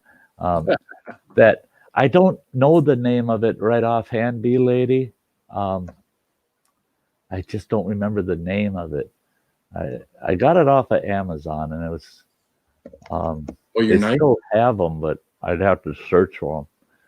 Maybe I can get back to you with it, B lady. Your knife? No, that little fishing rod and reel. That it just looks like a pen in your pocket.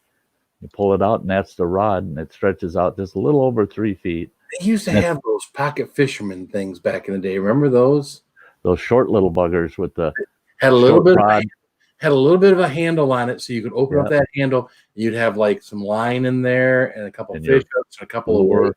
The pocket fisherman from back in the day. Pocket fisherman, you betcha. I've got a telescopic rod that folds down to about 18 inches, but it's a 7-foot rod, and that one actually will fit in my pack with the reel, everything. I can put it in my pack. But that real little one with the pen style one, you don't want to catch anything over 4 pounds, maybe 5 pounds you could catch on that little rod. Other than that, it ain't going to handle it. It's not made to go out there catching northern pike. Right. It's made for panfish, bass. I got into one big bass with that pole, and I thought I was going to lose the rod. I thought I was going to just bust it up because it was too much weight. I managed to get the fish close enough to shore to get a net on them. Otherwise, I couldn't have pulled them out with that rod without breaking the rod. But it's not designed for that. What's that? Kirk is leaving. Kirk's leaving. Hey, Tim, have a good night. Yeah, you stay safe too. Everybody, continue to stay safe out there. Yeah, stay safe, take care. Well, Bradley, I think he said he's gonna leave. I'm not sure. I don't know. Yeah, we used to use all of that kind of stuff when we were kids, man. We had the one fishing pole, but man, I used to get on my bicycle as a kid, and we go down by this American Legion Hall, and we just go out there and catch the little panfish, little hand-sized bluegills and sunfish and whatnot. And we'd fill up a 5-gallon bucket, and we'd cart that thing back. One of my best friends was Filipino, and we give his mom that bucket of fish, and man, she would fillet those things up and whatnot. You could eat them until you were sick. Oh yeah. Oh, I tell you what, growing up, it's okay that they got a lower limit on how many sunfish a day we can take now. But when I was a kid, it was outrageous. It was like 100 a day they allowed you. And my dad taught me, keep the big ones, throw the little ones back, keep the big ones. And I always thought it was, so the little ones will get bigger, No, it was so I can fillet them. He did not like scaling sunfish. We had sunfish where you just scale them and fry them up. But typically he wanted to fillet them. Well, a sunfish fillet is only about a ½ inch thick. Oh yeah. But they're the shape of a sunfish, We call them sunfish chips, and I still do that. I get into a good batch of sunnies, nice big ones. For myself, I'll get a half a dozen of them, and I'll fillet them out, and then I deep fry them in a cast iron frying pan and eat them at like chips. Oh, they're so sunfish are a sweet tasting flesh, and love them, just love them. Yep, sunfish chips. God, now I'm hungry. Blue lady doesn't mind scaling fish. I don't either, really. But the filleting them, I like because never a bone in them, and Yeah, I never liked picking through bones and stuff when I was a kid. Usually, if I got something and it had a bone or two, as a kid, that used to just like turn me off. It was like, yep, I don't want to eat that one anymore. I move on to something else. Nowadays, it don't bother me because I know where all that stuff comes from, anyways. It's like you get a fish bone caught in your throat. That's a bummer. I mean, I can remember my mother. I was just a kid. First fish bone caught in my throat, and she's like, "Man, slice after slice of bread. Keep eating that bread. Keep eating that bread. Keep eating that bread. That'll work it out." And it was true. But then I was stuffed with bread and scared to death to eat any more fish. The bones are gonna kill me. I can't eat another loaf of bread. I can't eat the fish. Yeah, I do bread. It depends on the fish, actually. I've never heard that before, but I've never been choked on a bone before either. So yeah. Bee lady's going, yep, bread. Walleye. Oh, stop it, Leanna. Walleyes are good. We got a lot of those out here in Michigan, especially like the I river. love walleye. A lot of people go walleye fishing. They get the crawler harnesses, and they get the planes off the side of the boats and whatnot. So you got like, you get 2 poles per person that's on the boat. You get a couple planes on one side, a couple planes on the other side, and harnesses, and just out there doing it. Oh yeah, out here in Superior, they're all summer. You charter boats galore down here. That take you out for walleyes, lake trout, just about anything you want to catch out here. Yeah. And northern pike with the Y bones. Those are unless you know how to properly fillet a northern pike, don't keep them. Don't keep them because they're going to frustrate you. Because you're going to be dealing with Y bones. If you don't know how to fillet them. I can fillet a pike in about 2 minutes. I can fillet a whole large pike, and there won't be a bone in that meat. All the Y bones are still on that fish. But I learned from an old timer the way I do it. To get away from the Y bones, nasty Y bones in a pike. Vern Akers, remember, says talk about catfish. I really never really liked catfish. And the one place I went where I thought now I like catfish a certain way, grain fed. We got it in Walt Disney World, the one in Florida.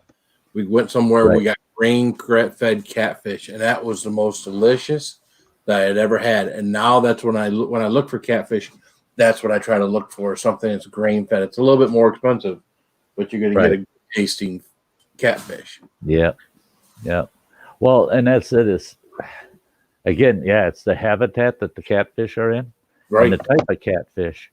There's mud cats and there's channel cats in fast moving rivers are usually pretty tasty because they're not living in the muck, Yeah, because they're bottom eaters. They eat all the garbage. Right. The like carp, lungfish, yeah. From what I understand, what grain-fed catfish means, B lady, is just that those are usually farm-raised catfish, right? Grain-fed catfish, yeah. So they're farm-raised. Yep. Yeah, so they're more expensive. So they're grown on a farm. So Yeah, Leanna. Yeah, just northern pikes have the Y bones. Walleyes don't. Um, nice thing with a walleye is you take them right behind the head, fillet them right down the backbone, follow the backbone, take the rib cage, everything. You cut the rib cage, everything, right out to the tail, flip them over, and you can just fillet out the ribs. It's real easy. Just fillet out the ribs. Takes just a couple seconds, and then strip that fillet off of that walleye. And there ain't a bone in them, I used to have to fillet them bastards. I was helping a buddy of mine that he's Native American and he's got a commercial fish boat out here. And that was my job. Was I filleted all the walleyes, and his two sons, they filleted all of the whitefish and lake trout that we'd lift in the nets. But I got all the walleyes. Mhm. And I filleted thousands of them. That's a tough job. Those guys are nuts. Yeah. You know, another one I found that was really good was perch. Oh, perch are just baby. They're nothing but miniature walleyes. Yeah. Perch are awesome. Yeah. Have a good night, people. And you don't get too many places that have perch because you got to have a decent number to make a meal. You know what I mean? Yeah. That's the issue with perch is that you need several to make a meal. And you want them to, that's a nice thing with perch though, is they're fatter than a sunfish. Oh, yeah. You know? So that a perch can be filleted just nice. Well, most places don't offer it on the menu because they can't get enough. You know what I'm saying? To actually keep it on the menu, you know? Yeah. Yeah. At least where I live, anyway. No, I'm not leaving you, lady. No, she was saying good night to Pitbull. Oh. Hey, Gary. I didn't see you in here. Good to see you. Gary has been there for a while. Smelt tomorrow. Here a little bit. Yeah. I'm hoping that our temperatures all of a sudden will spike and this ice comes off quick. We had a couple of years. Last year wasn't bad. Smelting was pretty good. But we had a couple of years before that. The smelt ran under the ice. Damn it. That's one of the worst things up here is once in a while we'll get seasons where the smelt run under the ice and you don't get them. Smelt fishing for us up here is like any other fishing. You go out there and a lot of beer gets drank and shoreline campfires and you're out there fishing, and you get 5 little smelt, and you go, well, at least we caught one. You know, because they're all out there for the party. They're, you know. Oh, you're shaking your head. I thought it was something important on my phone. It wasn't. Yes. I've been getting a lot of stuff on my phone the last week, 10 days. Some of it's important, some of it's funny. Yeah, but that's what happens when you go on Pornhub, Phil. Have a good night, Shane. I love you. Hey, good night, Shane. You take good care. What good would it do to go on Pornhub while I'm on this panel? What?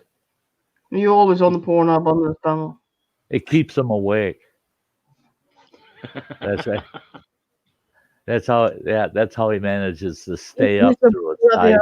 Like, look at Pornhub. That's how he stays up all the way through its tie stream. I might have fell asleep, but I was up. I was up. Yep. Yeah. No, I've just been watching that Moonshiners and there's a bloke on there who's spitting images, Sty. Blooming popcorn Sutton.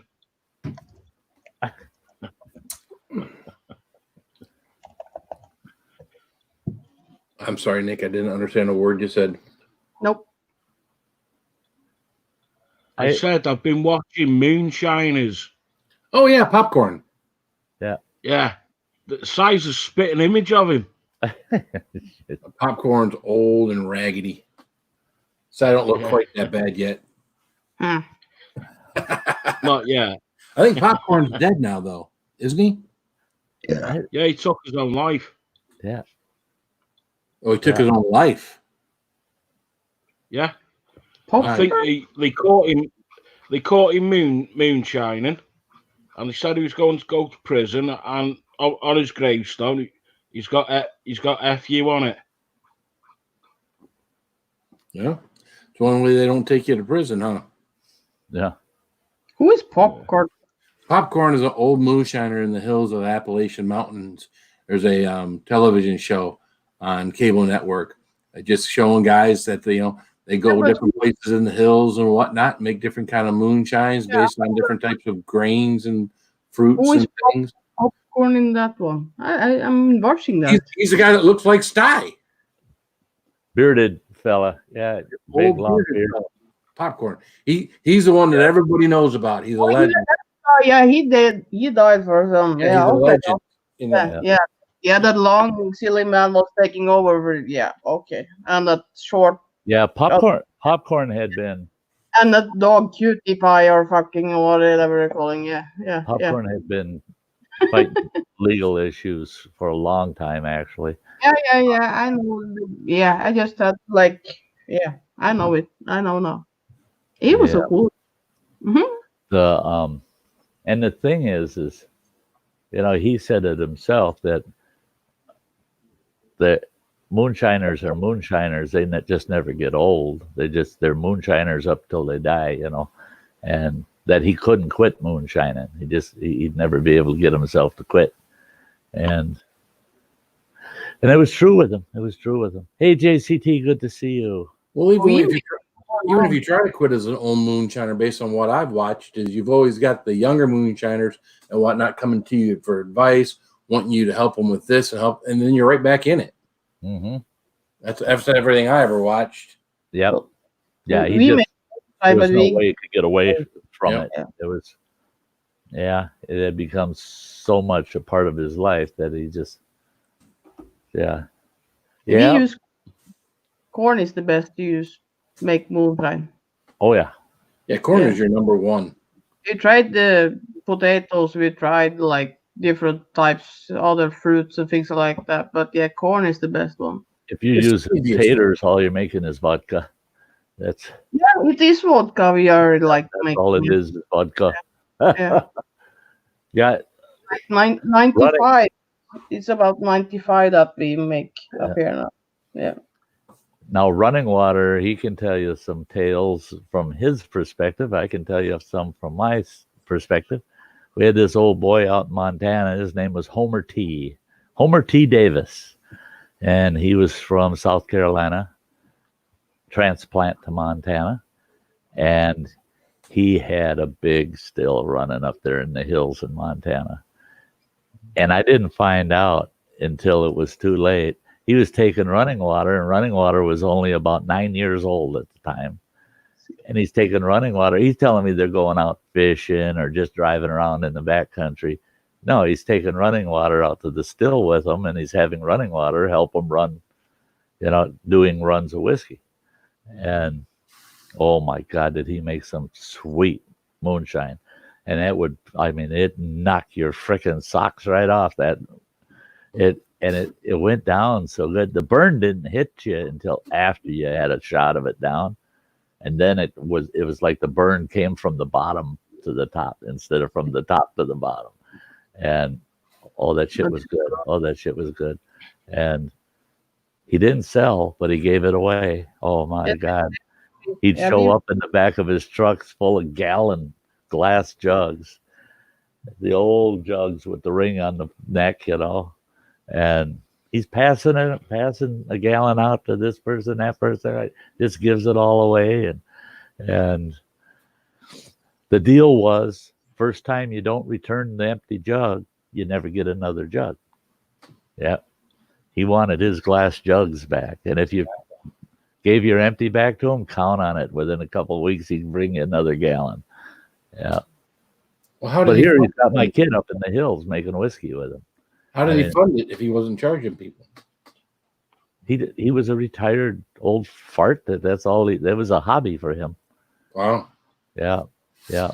Each run he expensive, to like make moonshine when you use corn and sugar Yeah. and Yeah, it's yeast. not cheap. It's not cheap. No, it's not cheap. The sugar was the expensive side of it. The Not up sugar, here. It's not expensive, no. We go over to Sweden and buy.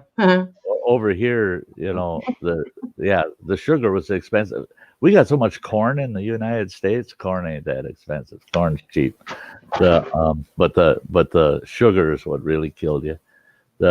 Especially when he's going to Idaho and he's buying 20, 25-pound sacks of sugar at a time, but Stand up but to he, that. but he hit each run he'd get about 24 gallons a run. So they were good runs. 24 gallons. And he said, I'm not running my still at capacity. He said, I think I could double that. And yeah, $7 for 4 pounds of sugar. Yeah, that's about right. $7 for 4 That's not pounds. bad. 4 pounds. How much is 4 pounds? Oh, boo. But when you're using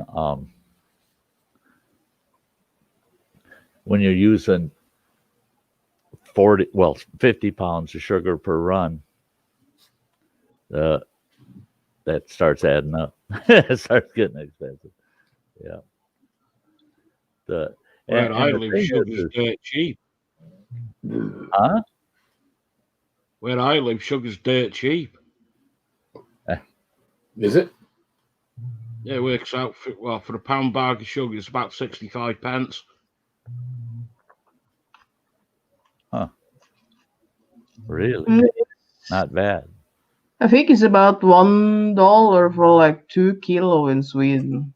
It'll be. Yeah. Yeah. So that isn't bad. The corn, I know he got his corn on the east side of the Rockies, and he got it right from the farmer. It was good, clean corn. A lot of people go to a mill and buy it, and I don't trust mill corn for eating.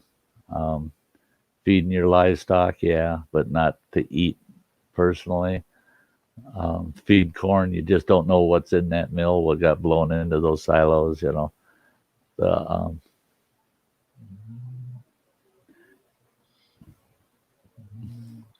mash is just a mixture of all of the ingredients necessary to ferment. I couldn't give you a mash recipe. Yeah, I got one written down. You usually have what you just at least the two ingredients, which is your biggest ingredients, which is your corn and your sugar. But then you have to add yeast to it, right? Isn't it yeast? Yeah, water. Like 4 things. That's water. all. Yeah. Yeah. But I don't know the volumes, 3 parts this, 4 parts that. I got that written down somewhere the way Homer T used to do it. Well, wasn't I talking about that just like a few weeks ago about if I would do that out in my pole barn or something, if they would see the smoke or the steam or whatever? Yep. Oh, you will like smell the smell. Will smell you will definitely. It sounds like experience. When Gunnar is like doing it out there, it smells so. Yep. Is it a bad smell? It's not a bad smell, but it's like, not the most pleasant. I got a buddy that he's got a stove still where he cooks it right on the stove. He's got a 6-gallon pressure cooker, basically. Mm-hmm. Yeah, with the lines off, the condenser lines off of it and everything. And he cooks his whiskey right on the stove in his house. But when he's cooking, you walk in the house and you go, "Oh yeah, we know what he's cooking." Yeah. Hey Blaine, how you doing? and that shirt is a bit snug. The girls are shaping up. All right.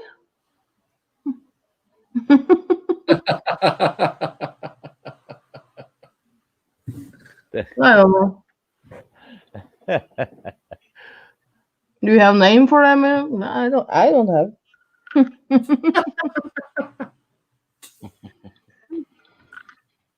Leonora, maybe. Light I a don't. match. Yeah, that was one thing with Homer T still. I wasn't even thinking. I get out of my truck and I go walking up to the still. I yell at the still and he opened the door up. And I got a smoke in my mouth. And that old boy is the politest old Southern gentleman you ever met. Oh, man, did he cuss me out and back your ass up, get away from my still. It's a damn cigarette in your mouth. Yeah, don't smoke at the still. When I was young, it was like making. Sometimes liquor gets spilled and Oh yeah. you ignite a little on the floor and things can get out of hand real quick. Yeah. Good night, killer. Good night, Hey, Killer. Killer, good night. Good night. When I was Okay, young, yeah. I was like 6, 7, maybe. If I was old too, I don't know if he was so old. And he was making moonshine in the barn. And I saw that the older guys was drinking, so I want to taste it. So I just like put my mouth down there and like it was dripping right inside my mouth. Oh hell, yeah. Isn't that like scalding? No, it's not scalding hot coming out of there. It's cool. No, actually, That's up, yeah. that- That's warm. Yeah. it should be temperature, very high temperature. It's hot, Because even it better. trickles out because it's condensation, right? It's a Right, steam. because the temperature is brought down in order for it to condensate. You have to cool it down. If not, the whole thing will blow up. Right. If you run it too hot, it all blows off as steam, doesn't come out as a Oh, liquid. the whole thing blow up. Well, Oh yeah, it Yeah, does. it all depends on how you Yeah. put your still together. Most of them will blow it off as steam. They don't explode. Ours, The ours, like you see in the moonshiners over the states, is a little smaller and simpler, and yeah, it's not like the big thing you see in the moonshiners TV show. Oh no. yeah, we Right, got I'm all gonna go kinds. get You me can a buy a can. still over here. You can buy a still over here that'll run 1 gallon. I mean, Oh, yeah. you can buy them any size you want. You get, in fact, there's manufacturers in the United States that will build you a full size alcohol generator. Full life. We had right across the road from us at an angle of us, the farm we had in Minnesota. We had a guy over there. He had the biggest dam still in the state of Minnesota. That thing was a monster. And we could smell that sucker on our farm if the wind was right. And I thought, how the hell's he getting away with it? Found out, yeah, he's making ethanol. We'd see all these big truckloads of corn going in there constantly. And yeah, he's making alcohol. And it's ethanol. I know that Back to the gas companies. the thing blowing up here because it goes in a newspaper and it's a lot big, and you see it like, yeah, it doesn't look good. And it's not legal. Yeah, so yeah. Right, So I'm that's gonna go and get me a always in can. the newspaper. Yeah, it's always in the newspaper if something's happened on you. Yeah. Oh, goodbye, Nick. Bye, Nick. Hi, Nick. He said something. Hi, It Nick. wasn't- I heard him say something, but Did you hear him? yeah. He said something. I don't know. hear him. Yeah. Excuse me. Oh, Bless you. look at- hey, Blaine, my old new use. To make I'm- meth. Make meth. Oh, yeah. Oh, properties I rented. Yeah, we had a couple meth labs in some of our properties, and what a nightmare getting them the hell out of there to start with, and hoping like hell they don't blow my building up before they're out of there. We did have one apartment that blew and caught the building on fire, but none of the other tenants got hurt, fortunately. The guy running the meth lab, it messed him up. Bad. Burned him up bad. That was I was glad that I got out of property management at that point because it was getting scary with the meth labs showing up on some of my rental properties. Yeah. On FBI, will show the link to where organ. What? Facebook. On Facebook. I was like, No. I could like, yeah. Oh, And I- sleepy. Yeah. What? FBI? painkillers is like taking, yeah. Mhm. Oh, I'm thinking of taking a couple tonight. Help me sleep. Ugh. Well, it looks like FBI, and you are like made a space between the Wait, B and the I. Look for Liana McCoy on FBI. Facebook. I will show the link where to originally turn. It's very easy to Facebook. That's all. Oh no, it's the FBI. You know, I have crooked eyesight, so yeah, I mix like No, Yeah. I can read a lot of wrong things, you know. Yeah. Yeah, I mean, it isn't your first language, so. No, that isn't either. So yeah. That doesn't help. I will walk the dog. Mm. Yeah, Blaine. We had a house here in town that people would complain about, and it was really weird because I talked to the sheriff, found out that the city and the county got together. They're going to raid the place, and they were going to raid it early in the morning, and for some reason that's when they really like to raid those crack houses, you know. And that night, that damn place blew up. Yeah. Yep. The cops had their hands full. The firemen were trying to put the fire out, and the cops were chasing down all the crackheads that come running out of the place. I mean, God, they had their hands full. And I'm going, thank God I'm not on the fire department. Got nothing to do with the law enforcement. I can watch. Yeah, the FBI. Female body inspector. Yep. Hey, yeah. How the hell do they handle the virus in airports with TSA? You know, they love to get all over you with that wand, you know. Right. That's you're within 6 feet. Back off, dude. I mean, yeah. Well, I mean, you're getting in an airplane where you're sitting next to someone anyway. So I think at that point in time, you know, it's That's just it. What the hell? Do they only allow 2 people per row on an airplane? You know, you got and then 3 you seats get- on and either then you side. get a row in front of you. You know, you just can't And then pass social Skip a distance. row and put a Aircraft, person. Yeah, there's not a lot of people on an airplane. No wonder the tickets are getting expensive. They don't even have a tenth of the Right. passengers. You know, that you had someone ask if I was on Duck Dynasty. Oh, I wish. Ching ching ching ching. You know, they could have used me as a stunt double or something. You know. I mean, the paycheck for being a stunt double on there would be good. Probably. Yeah. It'd be more than this YouTube channel, huh?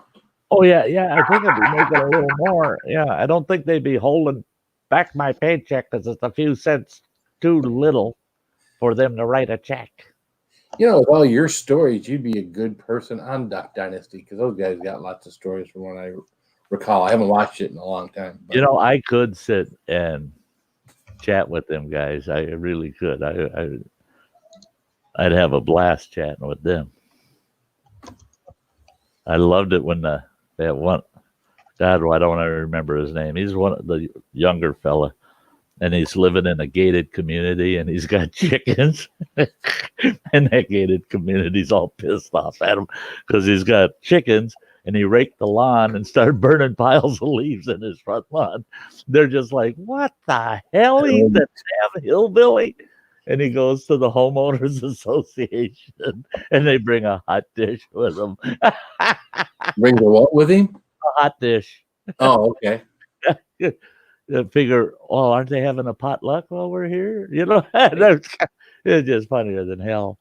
Yeah, that's what happens. City dog or country dog in the city, Yeah. Yeah, Uncle Sty. I tell you what, Uncle Sty, If that I ain't rub, you rub me, Phil. that isn't just sweet tea in his glass, I guarantee you. Uh, The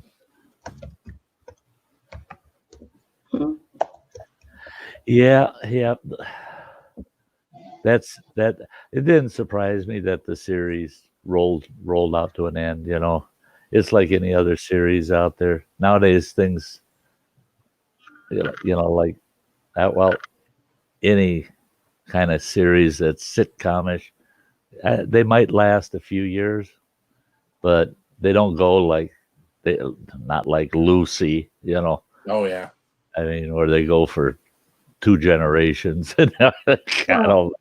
It was still kind of a reality TV show. It wasn't like Lucy and whatnot, Right. It wasn't just sitcom. That's the problem with a lot of these things is, whether it be a reality or not, when these political beliefs sometimes come out on individuals, it can kill the show. I mean, if you look at Last Man Standing with Tim Allen, that was on an NBC channel, and he was right wing, right? That killed that show on NBC. Of course, Fox. Burn sakers. I have a crush on Uncle Sty. I get that a lot, though. Jesus Christ, everyone wants to give Sty a hug. What the heck? What the hell? Phil want to hug me. No. Yeah, He's more I just make out with the mask. Yeah, that's the same. That's it. That's the same. That's to my benefit because when I meet him, boom, fist bump. Because he's already been there with the mask, Yeah. Oh. Yeah. Hey, Mary Jones, hi. What's up, Mary Jones? Hello, Mary. Goodbye. Hi. With fans, any comment? The way that came out, Phil, be careful with your comments. What? The NFL is going to be playing with their fans. No. What?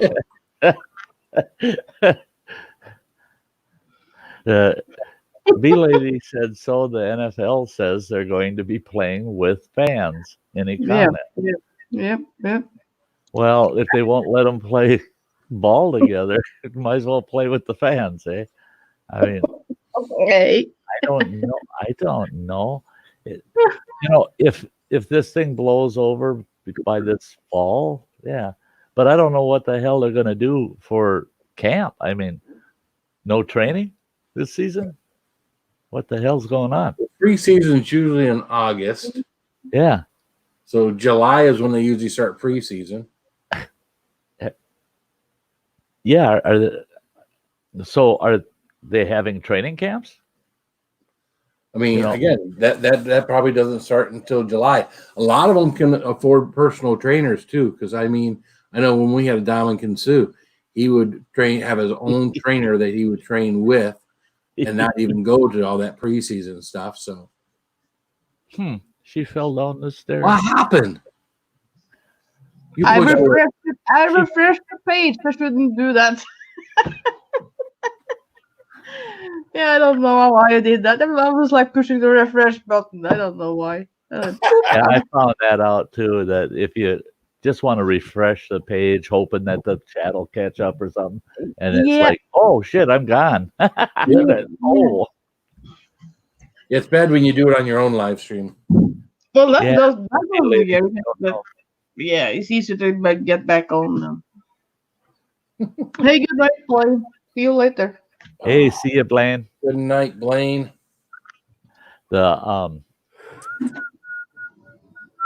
It's real hard to say what the heck is going to come back when and how fast, and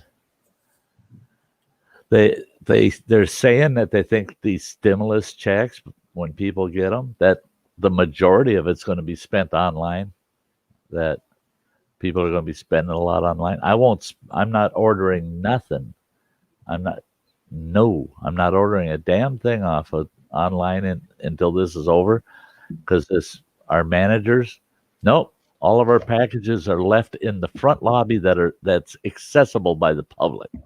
Mm. They just throw them in the front lobby, and it's up to you to know that your package is here.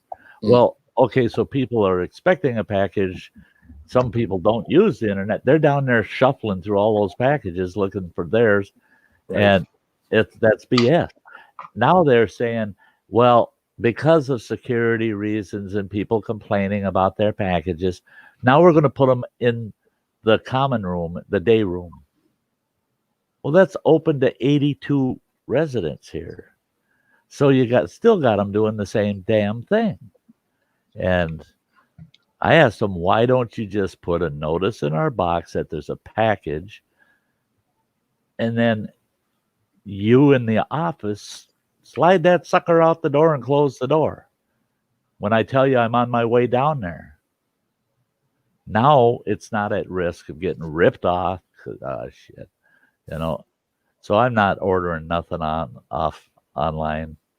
I might order some stuff, have it shipped to my PO box, but I noticed there's some things they say no, they won't ship it to a PO box. Huh. Well, I don't know why that is, but Yeah, I went hey, to Mike, buddy, good to see ya. Yeah, I wound up down in Rochester Hills today by my work. Actually, stopped by my work while I was down there, and I was trying to think. I knew I had something that I was having mailed to my work, and I was thinking, what the heck did I have mailed my work? And it never showed up on my email that something that came in. And I'm thinking, well, maybe it hasn't come yet. Maybe it hasn't come. So I stopped by my work. There were still a couple people that were there. They were doing God knows what. And went over to my desk, and there's this little box over here. And, of course, it was from Teespring. So I had ordered for work because I didn't have a coffee mug at work. I ordered myself an everything spicy, keep it spicy mug.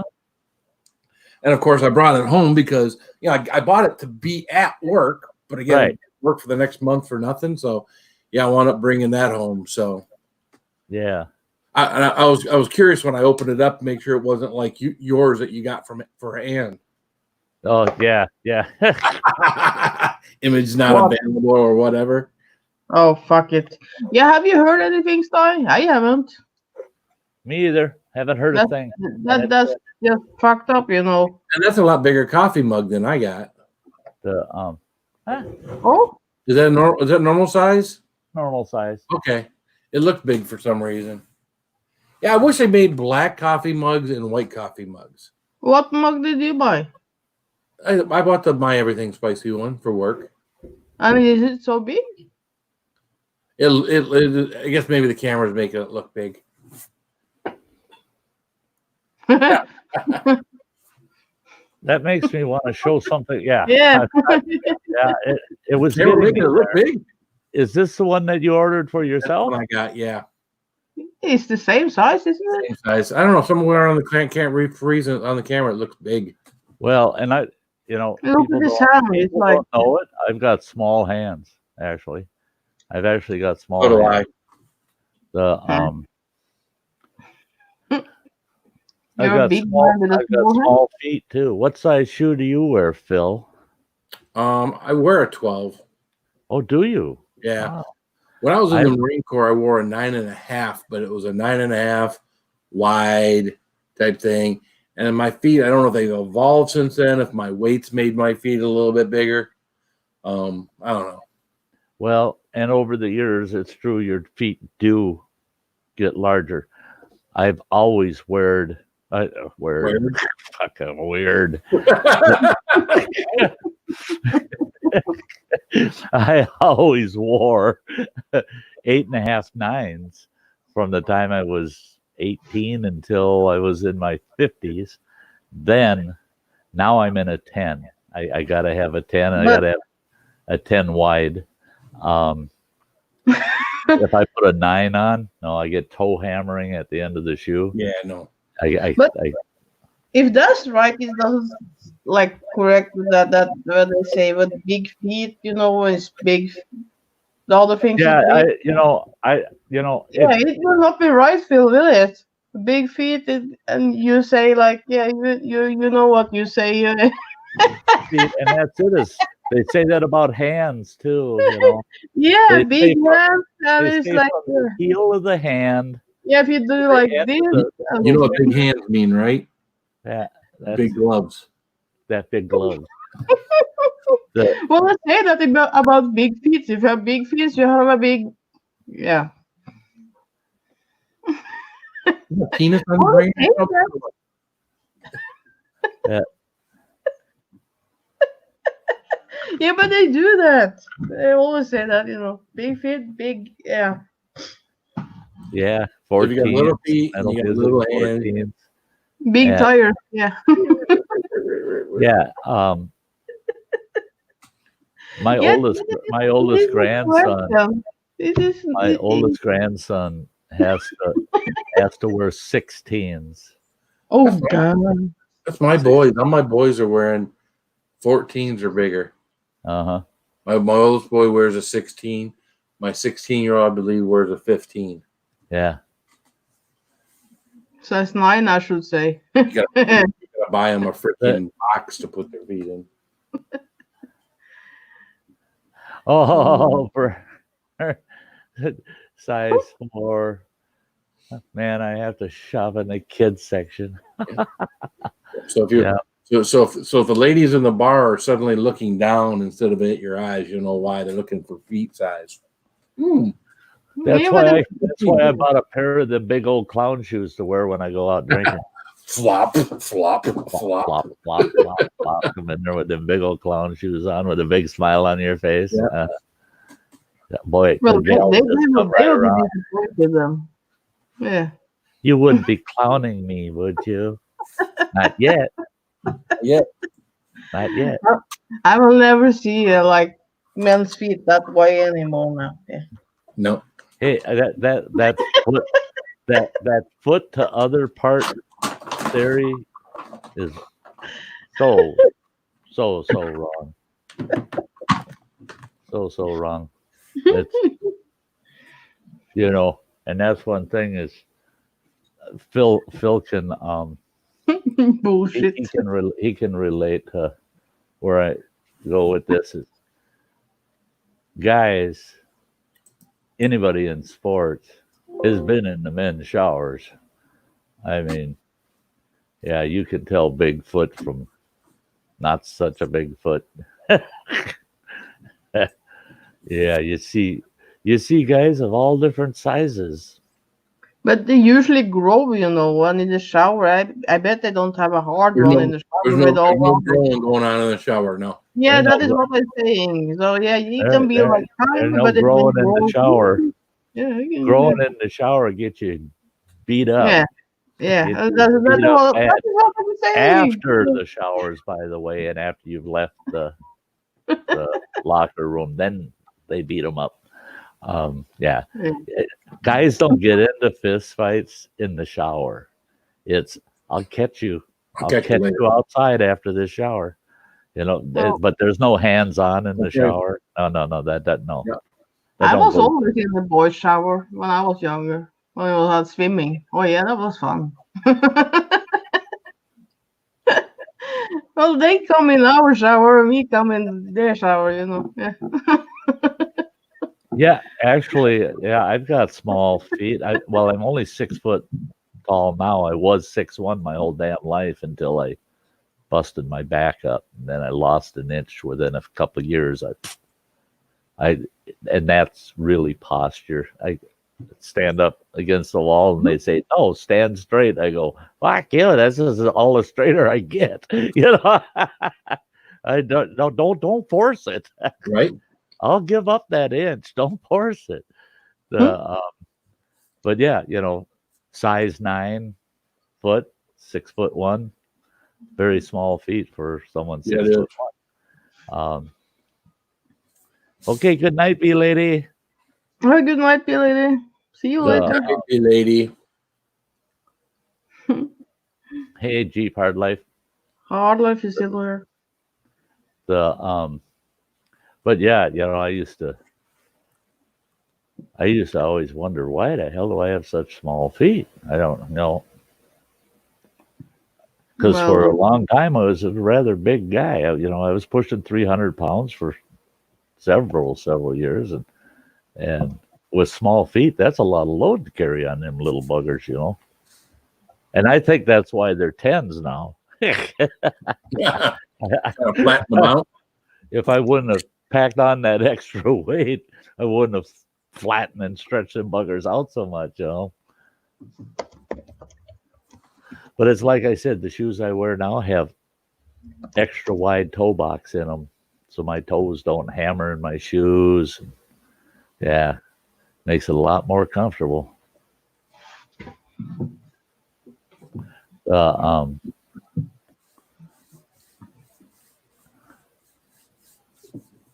You'll be better. We like you just the way you are. You don't have to be any better. oh yeah. Oh yeah, she says. Oh yeah, I can be better. I need that in every way. I think. Yeah.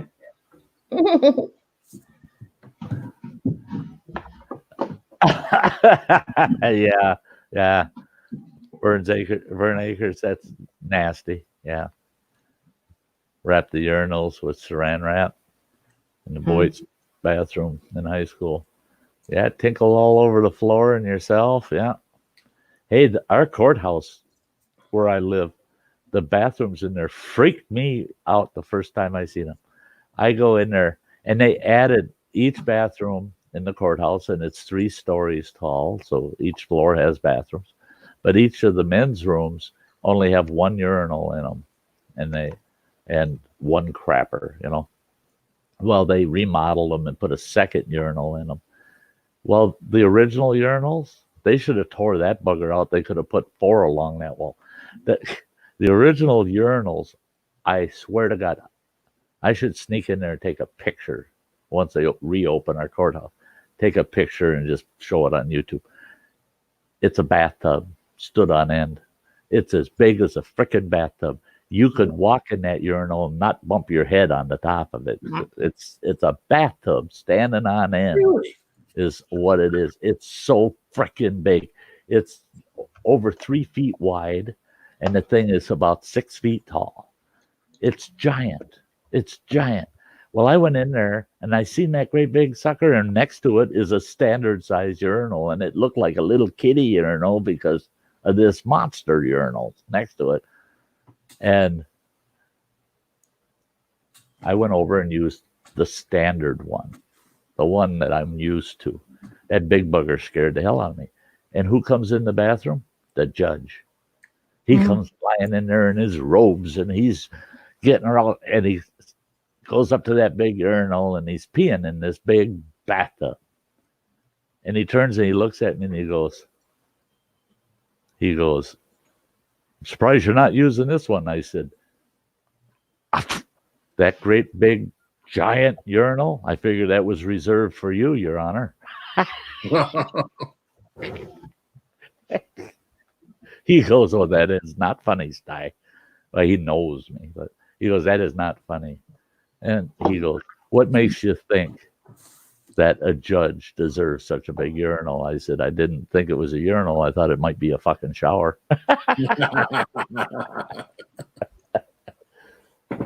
But yeah, they're still in there. I asked the administrator, the county administrator, why don't you get rid of those? He says, no, those things are ancient. He said right now they're over 100 years old. They were put in like in 1906.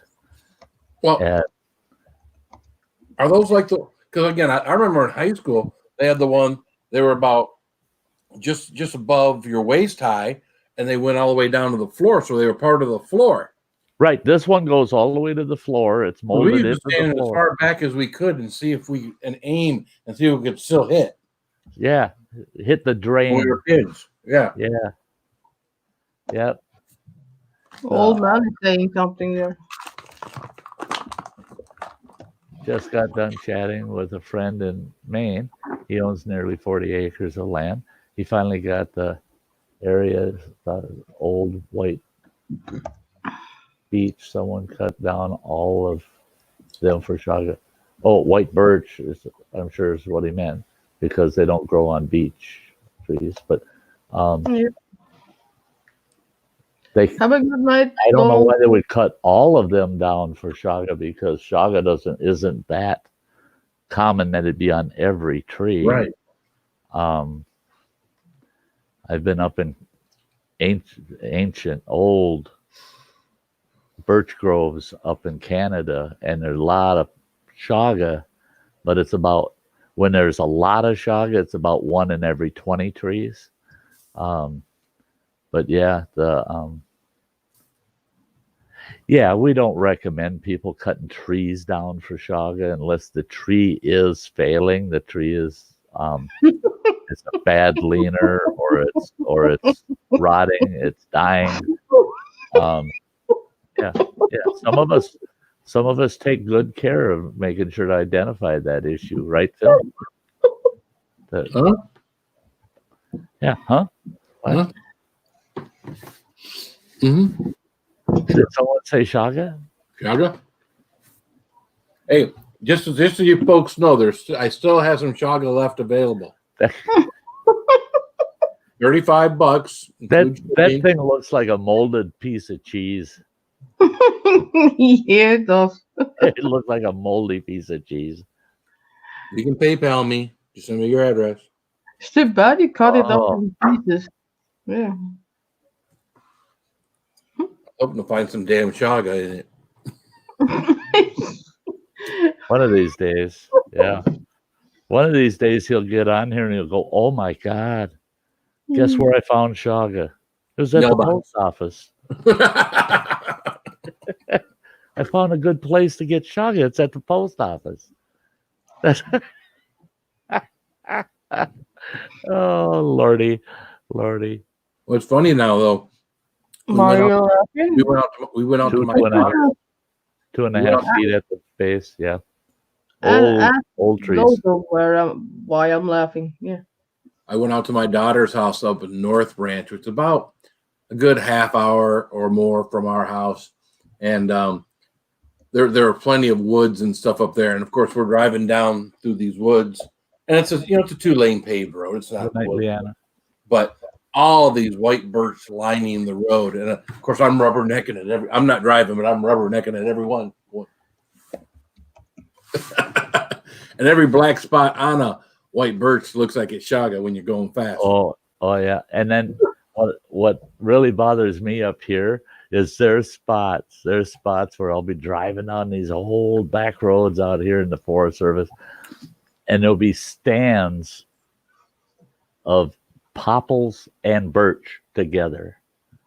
And them damn popples, some of them are just as white as a damn birch, but they're not birch, they're popples. Right. And you're trying to look through the popples to see the birch, to see the chaga.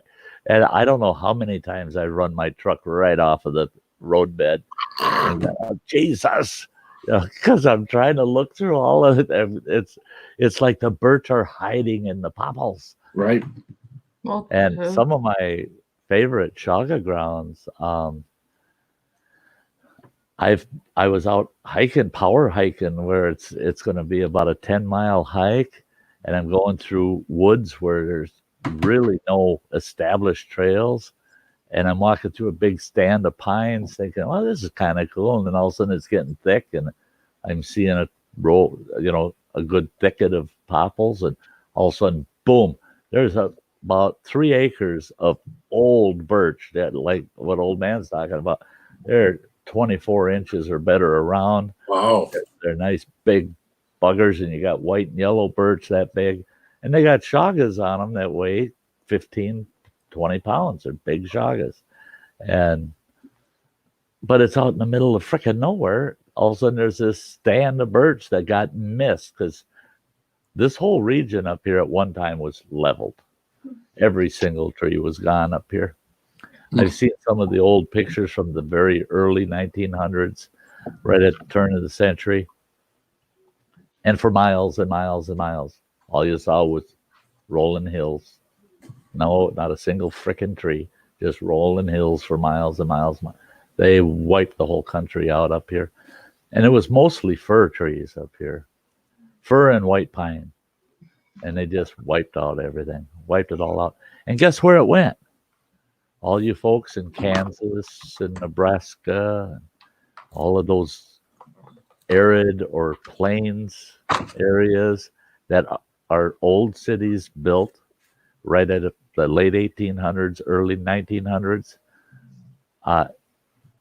Yeah, you knock on the door, you're probably knocking on Minnesota or Wisconsin or Michigan wood, because it all got shipped out of here and all shipped out west so they could build cities out in the plains and the deserts where there are no trees. And that is historically accurate, by the way, folks. Well, I'm gonna go. I'm Well, going to shut it down. We hit 4 hours, folks. 4 hours. Yeah. Yeah. Hey, everybody. We are calling it a night. It's been 4 hours, and you won't see me again till Saturday night. Well, some of you will see me wandering around tomorrow night, I'm sure. But otherwise, you won't see me until Saturday night, and that's Into the Outdoors show. So can't wait. Hope you show up there. Thank you all for being here tonight. You too, you can hang tight, and I'll shut her down once after we're Have a done. good night. Love you all. Bye, guys. Love you guys. Good night, everybody.